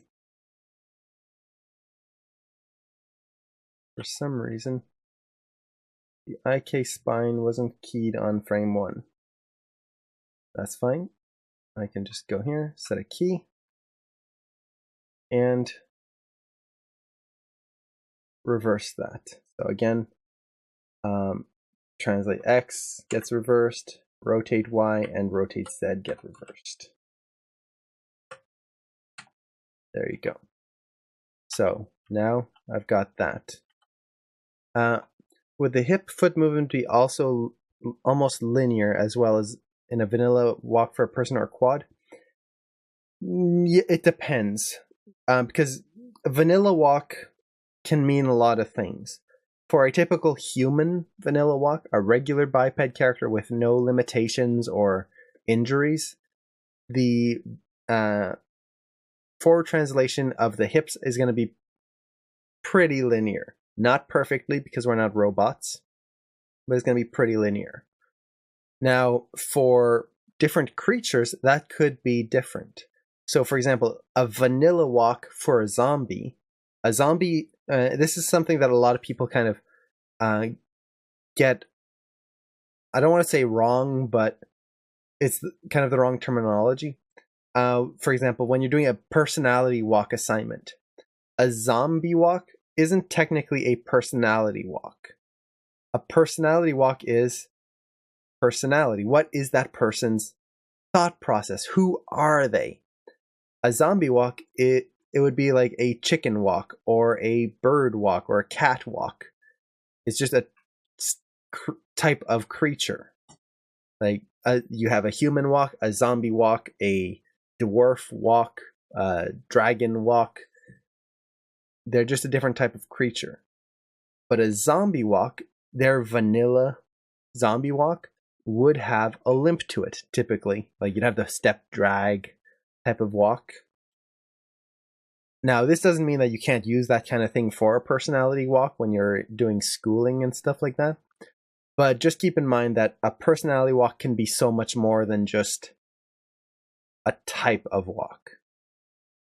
Personality walk is, you can have a zombie walk, but maybe he's hungry. What does a hungry zombie look like versus a dumb zombie? So the kind of zombie that'll hit a wall and then just keep slamming his head into the wall because he doesn't know that he should go around it. Versus a zombie that's like maybe a modern type zombie, one of those fast zombies that are super aggressive, where they'll see someone and then they just start booking it and they're just running after you and you have to run away, compared to this slow, stupid zombie that doesn't know what he's doing. Think of Hotel Transylvania. They're zombies. They're just zombies, but each one of them has personality. They're absolutely stupid, and they they have no sense of self-protection. So personality and type of walk is slightly different. But the movement, it's almost linear in certain areas. So let's see. I've got the hips pretty much done. Let's get the chest in here. So again, translate X gets reversed, rotate Y, and rotate Z get reversed. Oops, I think I just, yeah. So -1, like so. The neck, don't need to worry about right now. So there you go. Already, I'm starting to get another pose in very quickly. And this is what I'm doing right now, is I'm just trying to get this in as quickly as possible so that I can build from it.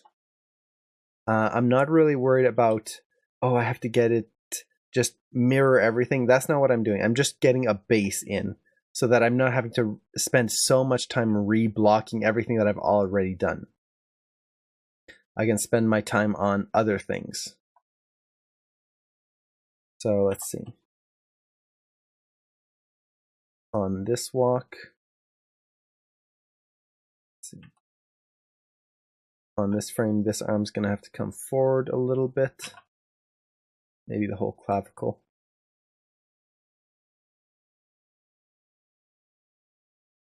And this one, I'm going to bring it back. No, wait. No, this, I'm going to bring it forward. Then back. like so. And then maybe have the arm drag down there. Just a little bit for now to break things up.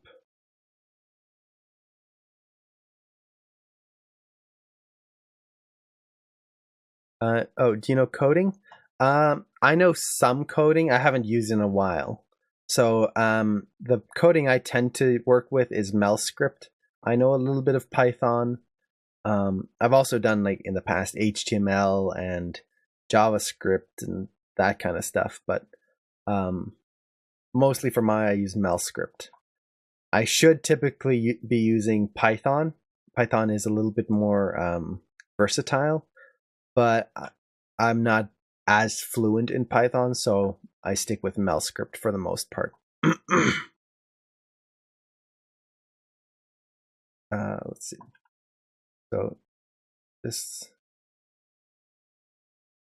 is going to be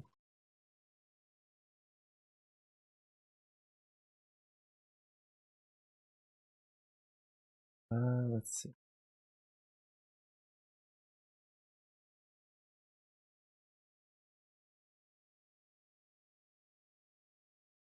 Bring that leg in. Doesn't have to break his hip as it's coming out. And then, oh, thank you for following. That's awesome. You like animated stuff? Like working how to move it? Yeah, I'm an animator, so I love just animating. And in this, what I'm doing right now is I've never actually animated dinosaur before. I've animated dragons and like fantasy creatures. I've animated like other animals, birds and things like that. But I've never actually animated a dinosaur. And dinosaurs are one of my favorite things. Jurassic Park was the movie that got me into animation in the first place. So I figured I'd kind of stream my process of approaching something that I've never animated before with a rig that I've never used before, instead of just going into something that I'm super familiar with. Because especially for people who are starting out in animation, like I when I started out in animation, everything was new. Every single rig I ever used at one point was completely foreign to me, and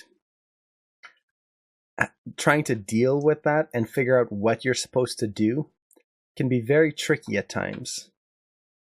So I thought this might be kind of helpful for some people, just to see what the process is for thinking through something new. But let's see. So he's walking here. Okay. And then that foot needs to be up in the air. So I'm not going to try and recreate and just mirror this one here by using attributes. I'm just going to repose it myself. I'm good at drawing. No, I'm working how to move it. Oh, nice. I need to work on 2D animation a lot, personally. I'm a CG animator by trade. 2D animation, I would love to do one day. My brother does it a lot, and he's really good at it. I just don't have the 2D drawing skills to do like image after image and keep them consistent enough to animate. My drawings tend to be very rough and sketch-like, and it just makes for very wobbly drawings when I try to animate in 2D. I need to practice keeping my forms more solid, I guess. Do you have any video of what you create? I don't have anything with my most recent work, unfortunately. A lot of my most recent work is still under non-disclosure agreements. So when you work at a studio or something on a project, you have to sign like non-disclosure agreements, and they don't let you use your newest material until a certain amount of time has passed. And so the only stuff I have publicly available that's not behind some sort of password thing is my student work. which it's old. it's not the best stuff. I want to put more newer stuff on there because it's just not a great representation of my work, but it's something at least. So here's my portfolio page if you want to check it out. This is all the work that I had done when I learned animation. I took Animation Mentor, the online school, and all the work on that link right there is the work I had when I graduated. And the reason I like to keep this around to show people is I also teach at Animation Mentor now as well. And the work that I show on there, the reason I keep it is when I started Animation Mentor, I had zero animation experience. Absolutely none. Before I took Animation Mentor, before I learned animation, I used to be a baker. So a little bit of a career change there. So I had absolutely zero experience, and by the end of my time at Animation Mentor, that was my skill level in animation, from 0 to the end of the program. So I like to show that to students, especially my own students that I teach, to show them that even if you have zero animation skill level, like I couldn't draw, I couldn't animate, I did nothing of that kind of stuff. That was like, I was a baker, and I used to do 3D modeling, sculpting, but no animation, nothing like that. So I like to show it because it shows that no matter what your background level or your background history, if you love animation, and this applies to anything, if you want to learn to draw, if you want to learn to animate or do anything artistic, just do it. It's going to be a hard road. It's not easy to learn something like that, but it is possible. And if you want to do it and you love it, go for it. Don't let I don't know how to do so and so, or I'm not really comfortable doing so and so, stop you from doing it.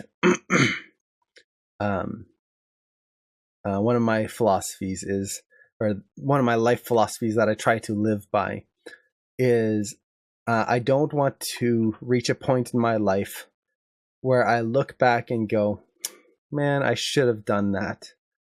Or have a point in my life where I go, oh man, I want to learn to draw. I wish I could draw. Okay, if I keep wishing I could draw, 10 years will pass by and I'm still going to wish that I could draw. So, if I really want to draw, then I should just start drawing. And even if it's bad, it's going to be terrible at first. It's going to be some of the worst things ever. But you'll get to a point where you'll start to understand things a little bit more. And this is one of those things where, as you're learning something, always try to pay attention to what you're learning. Don't just, I need to learn to draw, so I'll just doodle, doodle, doodle, doodle, doodle, and that's it. When you do a drawing, pay attention to the anatomy, to what you're doing. And then once you're done, look back on it and go, what went wrong? And then fix it the next time. And you do that over and over, and you're going to get better very quickly. I don't start with circle to draw the head. I just start how I see. Is that normal? It's normal for some people. The thing with any artistic field, like animation or anything like that, is there is no right way or wrong way. It's one of those things that you'll see in a lot of some art schools where you have to do it their way. You have to work in their very specific way of doing things. And if you don't, well, you're not doing it right. That's not true. If you're working in an artistic field, the big thing is do what gets you good results. Now, does that mean that we should just ignore any oh, well, you start with a circle and all of that. No, those rules or those workflows are there for a reason. But if you're at that point, like you mentioned here, where you can just draw a head and you've got a head and it looks great. Basically, what you're doing at that point is just incorporating all those rules and putting them into one. So, whereas when people first start drawing, it's, okay, I have to draw a circle. Okay, now I have to draw, well, here. I'm not very good at drawing again. My drawings are, as you can see, my very basic sketch right there. Like, a lot of people tell you, oh, you have to draw a head first by drawing a circle. Then you draw a line, and you have to add the jaw afterwards. And I'm just doing this very quickly. And then the eyes have to be at a certain level, and etc., etc. That's just a step-by-step. If you can then just go, okay, I know that the head is a circle and that there's the jaw right there. And I know that the eyes and nose have to go at a certain area. And the mouth goes there, and then you've got the hairline there. Ear. So I don't have to do this whole step by step, but I'm still thinking it, or I'm not even consciously thinking of it. I'm applying all those rules almost subconsciously at this point and just going through and drawing a character. So you don't have to. Definitely not. I'm good at coding and drawing. I'm working how to develop an app. Oh, that's cool. I've always wanted to work on an app of some sort. Excuse me. I don't know. I just think that would be really cool to develop an app of some sort and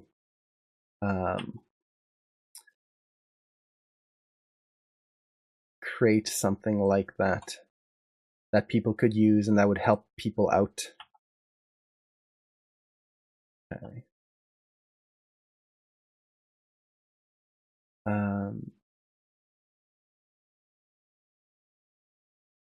I'm kind of looking at my previous foot that I have here just as a posing reference, see what I had done.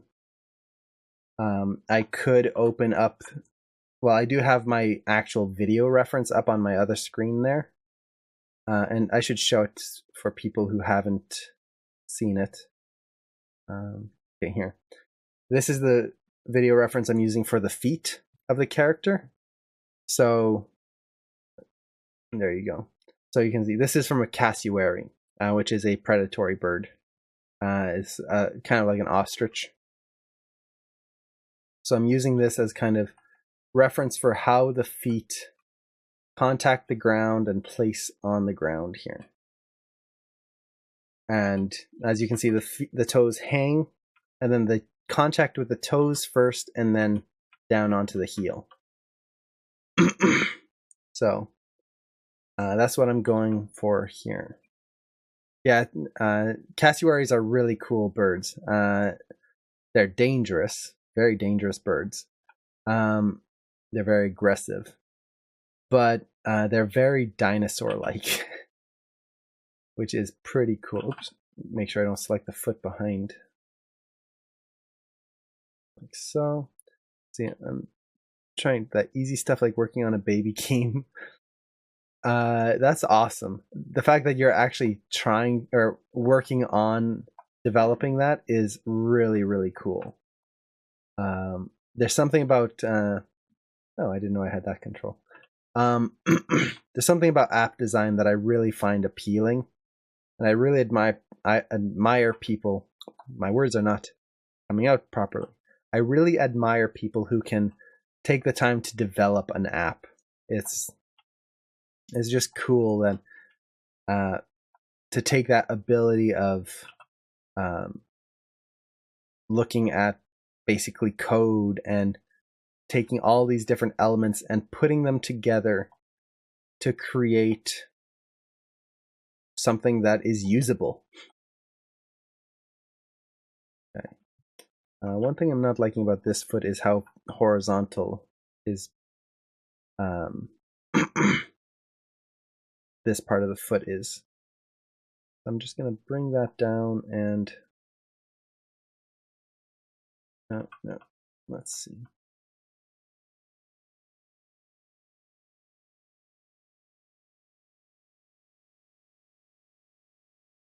Let's see. Let's go with that.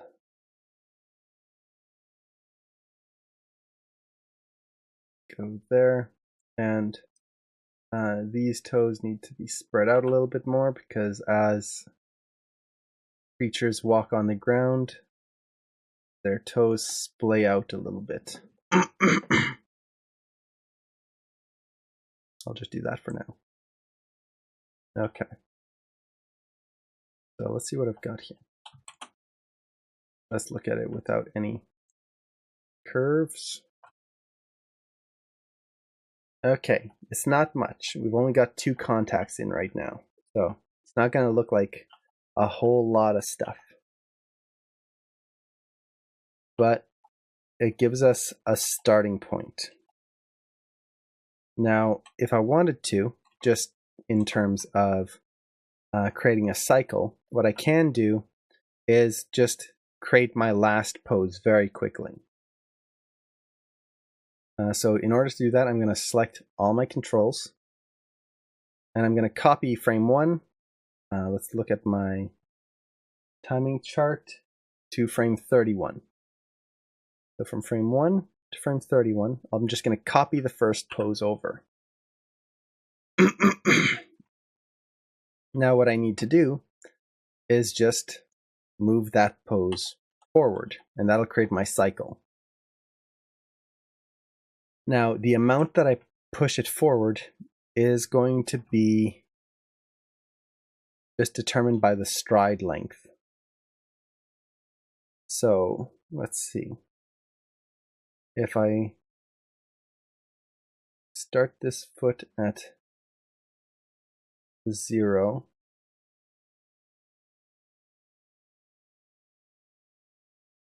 how am I going to do this? Okay, so I need to determine. Oh, do you animate walks like this in splines too? Yes and no. I don't really do it too much in splines because you can see I get that. But I don't go into step mode until much later if I have to. And I just tend to work in by framing through. That way I can just... it's like a 2D animation when you're flipping the drawings. That's what I like to do for the beginning part of it until I have a good base setup. This isn't how I always work, but in most cases I just kind of mix the early stage of blocking with splining, just so I have a little bit of the best of both worlds. And I wanted to be an actor and be a horror movie, and then I saw the Animal Nation. Nice. And then I started to draw first, and 1 year later started moving the character. Nice. That's awesome.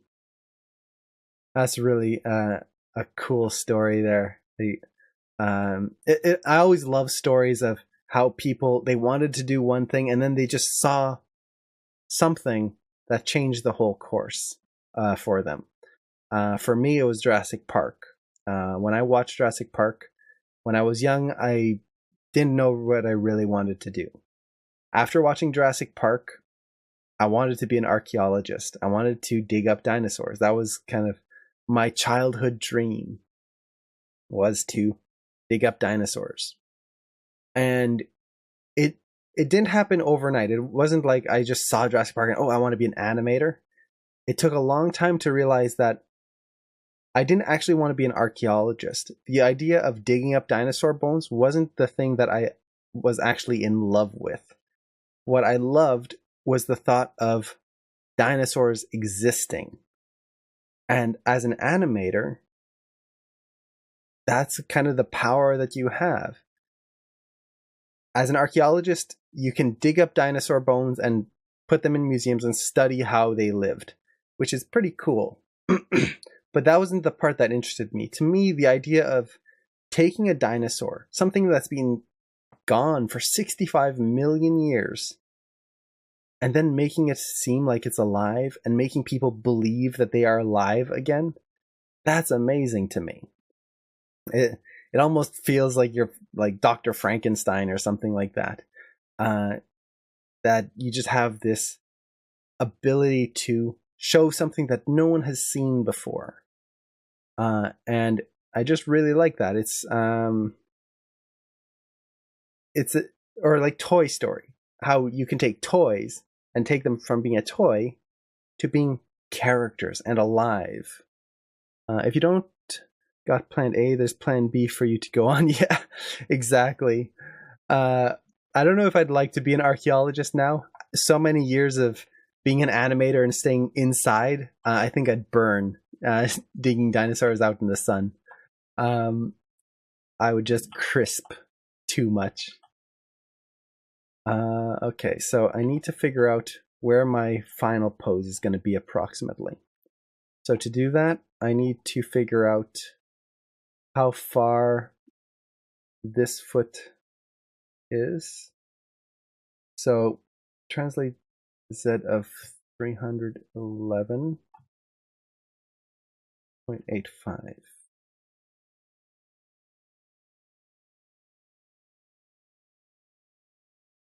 311.85.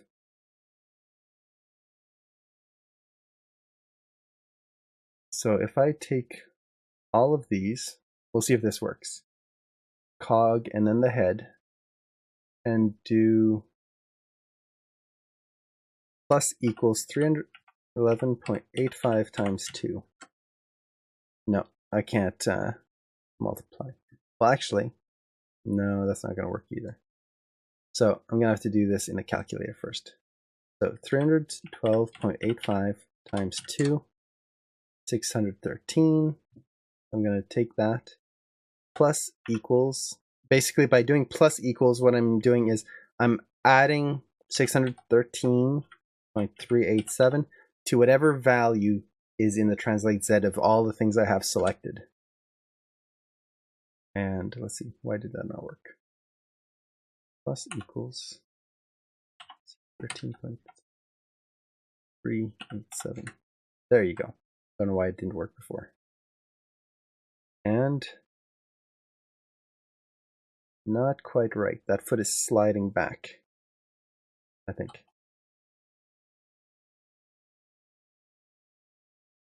Oh no, it's actually moving forward slightly. Okay.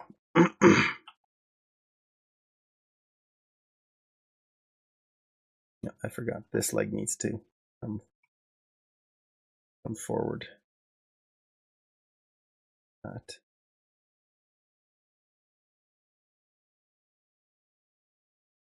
And this one. Let's zero it out. And out slightly. Bring foot in. So.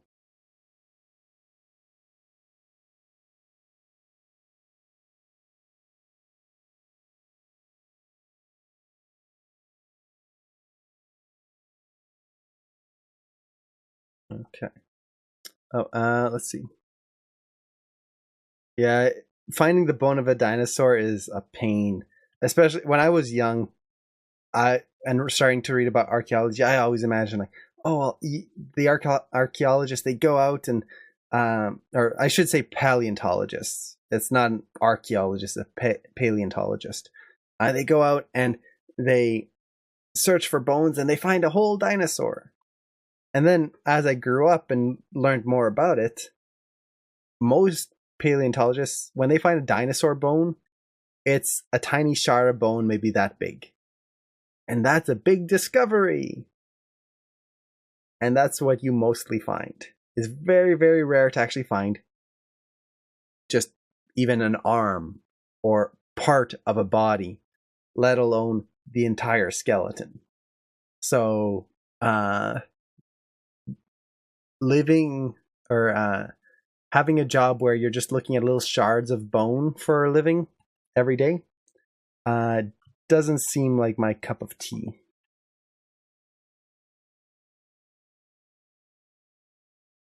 Okay.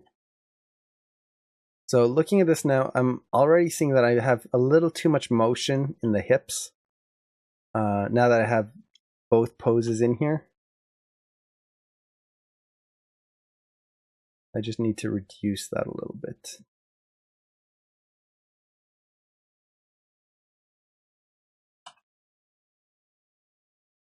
Let's see. Make sure I have everything keyed. Good.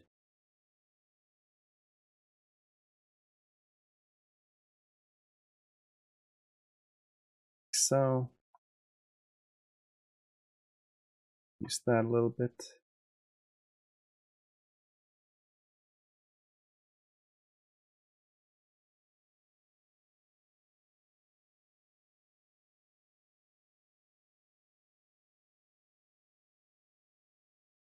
Now it's gonna look a little weird and poppy right now because I don't have any in-betweens, but that's fine. I've got my main contacts right now. Oh, and why are you sliding back?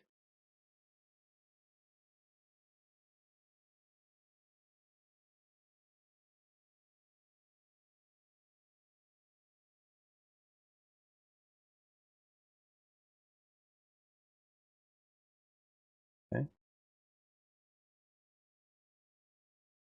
This is why I love Maya's infinite undos.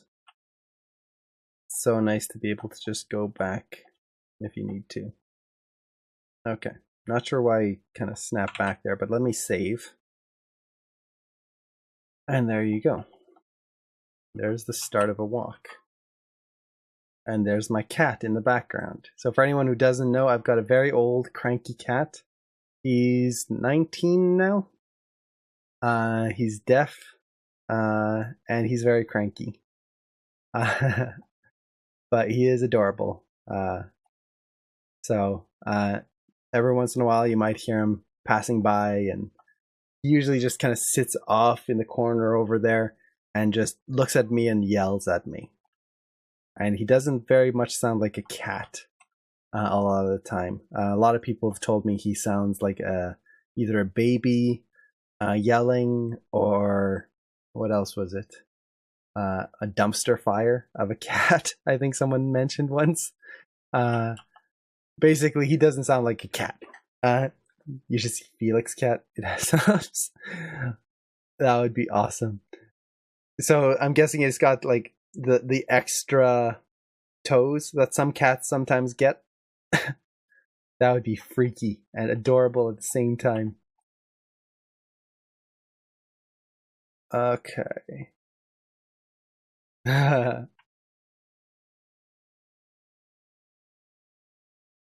Let's see. So, I want to, before we call it here, I'd like to add the down poses, I think. Down, or maybe I'll do the passing. Let's see.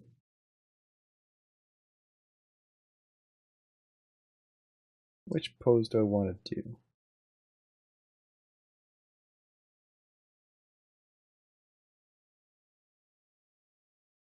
One thing that I'm not caring for is how far the feet are from the front.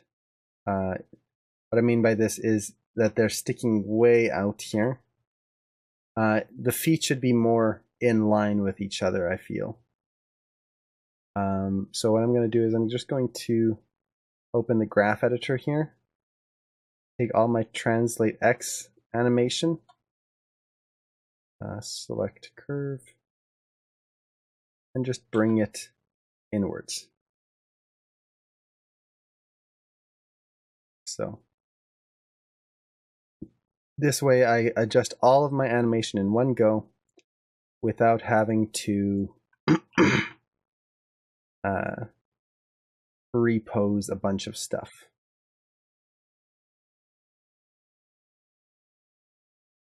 That one's too far now.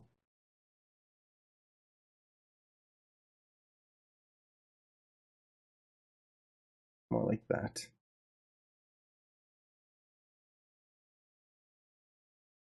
The other thing I can do is bring this a little bit more, like so. Get that silhouette in that walk.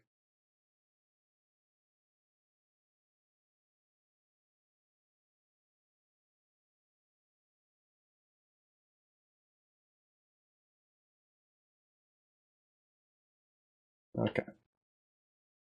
I told him he should take a picture of him holding a cup or a pencil. That would be adorable, especially if he's got little thumbs.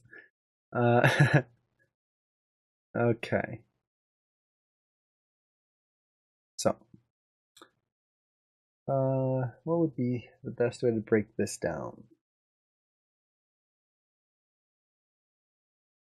Let's see, I might do the down pose first. Because the down pose, both feet are on the ground. And that's going to be on frame 10. So, this is one of those things where when you're breaking down a walk, sometimes it's easier to do one pose versus another. For a lot of biped characters, what I like to do is I do the contacts, and then I'll do the passing in between, and then the up and down poses afterwards. For this walk, I might try to do the down pose first, simply because it'll allow me... Actually, no, let's do the passing pose, because the passing pose is an important pose for any walk, because it's when one leg is passing the other. And I hope Maya hasn't crashed on me. Oh, and I just noticed I don't have some music playing, so let's get some music in here.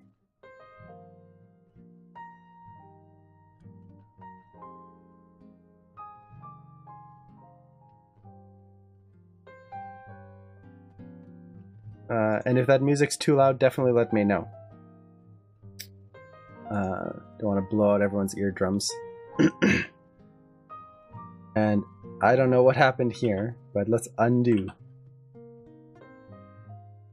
There you go. Okay, I must have middle mouse dragged in the timeline there. Okay, so the passing pose is actually on frame 12. So this is something that's kind of interesting in terms of this walk that I've studied from birds and other creatures versus a typical human walk. A typical human walk is about 12 frames, so you'll have from frame 1 to frame 13. And then you can break it down between all the main poses in threes. So let me draw this out so it's a little easier to see.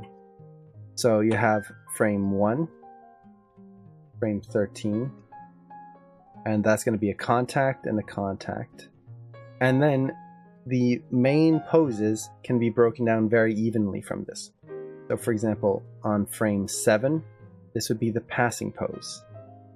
On frame 4, this would be the down. And then on frame 10, this would be the up pose. So you can see it's 3 frames, 3 frames, 3 frames, 3 frames. So a human walk is very symmetrical in that sense. Now with a lot of birds, they have a walk that's a little different. You can see here how from the contact to the down, we've got 9 frames. Then from down to passing, we've got 2 frames. Passing to up, only 1 frame. Then 3, etc. So we've got a very different stylistic walk in there. So it's just one of those things that I will need to keep in mind as I'm animating this, that it's not going to be perfectly symmetrical like a human walk. Okay. So this is going to be the passing pose. So that means this foot's going to have to be flat on the ground. I'll just copy its pose from the next frame there. And let's take the toes, zero them out. That way I get that pressing feeling there. So you can see it like that. As he's walking, the toes are spreading.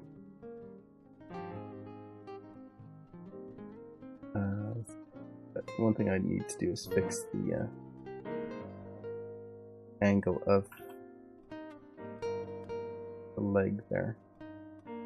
There you go, that's the control I was looking for, the leg aim.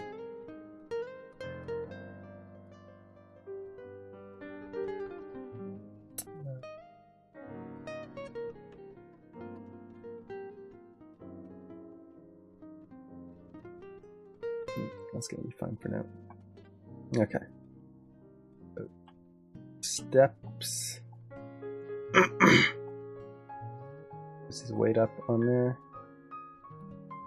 So on this pose, this is the passing pose. So the other foot here, let's kind of take its pose from this one. So set a key, and I'll just bring it back. So this is going to be the step where the foot is passing the other one. Now I need to change the pose quite a bit.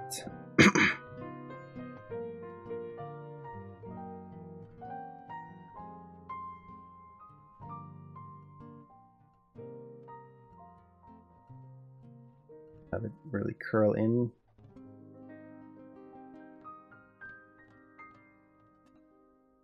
I should mention, I don't know if me narrating every single thing I'm doing is that interesting. This is just a habit I'm into from the classes I teach. When I'm teaching classes, I typically narrate what I'm doing so that people can learn from it. But in a stream format, I'm not sure if that's actually something people want, or if it's more just watching someone animate and staying in more silence. So if that's something that people would prefer, of just listening to music and watching animation, I can definitely do that. I don't want it to be like I'm just chatting away all the time. I like it because it's not just moving things around. Okay, cool. Nice. I'm glad. Let's move the cog forward. Oh, and make sure I select the head. So this is the part where a lot of people get stumped on. How far should I move him forward for this pose here? And this is where the graph editor can come in handy. I know that this walk should be pretty linear, so his forward motion should be fairly linear. So all I need to do is move him forward enough so that I get a somewhat linear line here. And that tells me pretty much where his body should be moving forward, like so. Now it's not exact because, again, we're not robots. Organic creatures aren't robotic. They will move in, they'll ease in and ease out a lot. But it kind of gives me a starting point so that I'm not just moving him and hoping that I'm going to get something decent. Okay.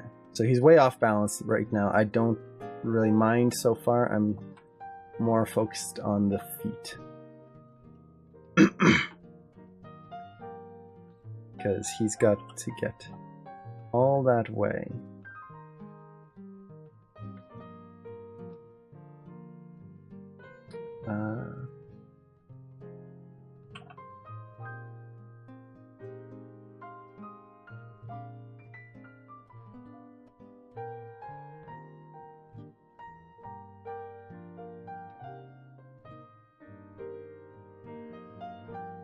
Bring this closer.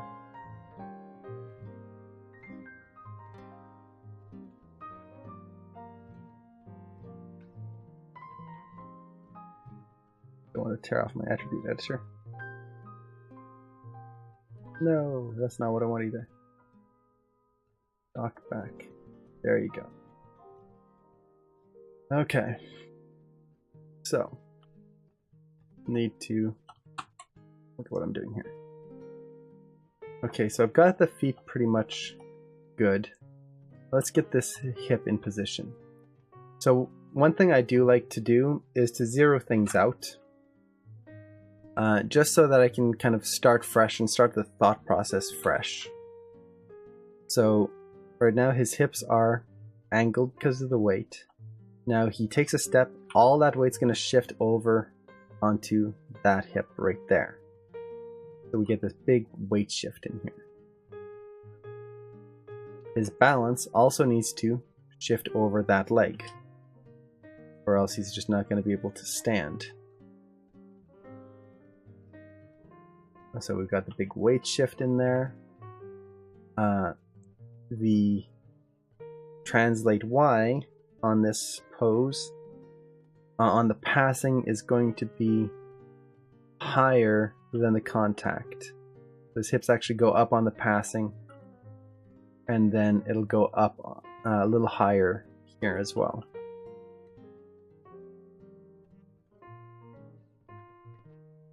Let's push this more. Just gonna push it so that's a little bit more extreme.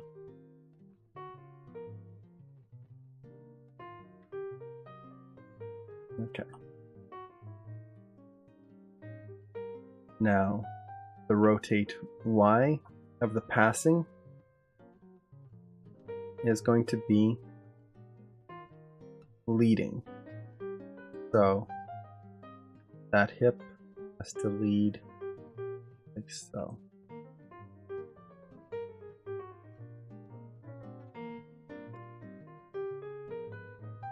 There you go. Do the same with the chest. So I zero it out. So the chest will go a little bit on this side, counter the rotation of the hips.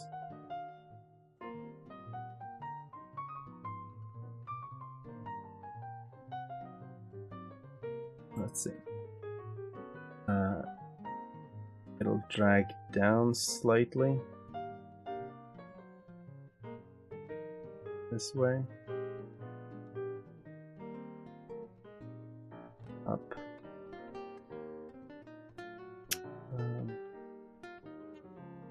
Y, X. In the Z axis, it's going to be countering the hips or dragging, so the arms are gonna back that way a little bit.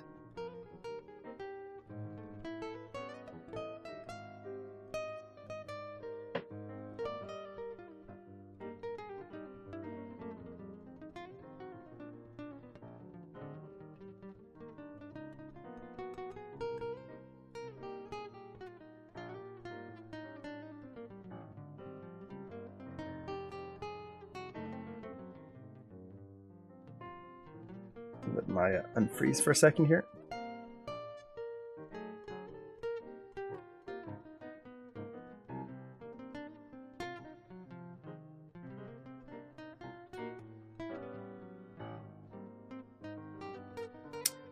Just waiting for Maya to unfreeze.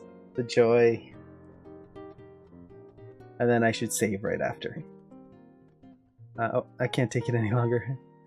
Oh yeah, get some sleep, Lewis. And thank you so much for staying for so long. It's really appreciated. I have to finish some freelance stuff by tomorrow noon. Oh, ouch. Best of luck with that. And hopefully you get some good rest. Let's see. Is there dialogue open? It looks like Maya's frozen on me, so this might be it for me actually on the stream, unless it suddenly fixes itself. We'll get oh, ouch. Yeah, definitely get some sleep. I think we might call it here, just because Maya's frozen and I might have to try to recover this file. I didn't lose much, but we'll see. But thank you so much, everyone, for showing up. It was a lot of fun hanging out with everyone, and I hope it was fun hanging out in the stream. I'm not sure exactly when the next one will be. Probably on Sunday again. Possibly even tomorrow. We'll see. It all depends on my schedule. But thank you so much for showing up. And I hope this has been fun. Oh, thank you, Sin. It's my pleasure. I'm glad it was enjoyable. And I'll try to post the recording as soon as I can. And let's see.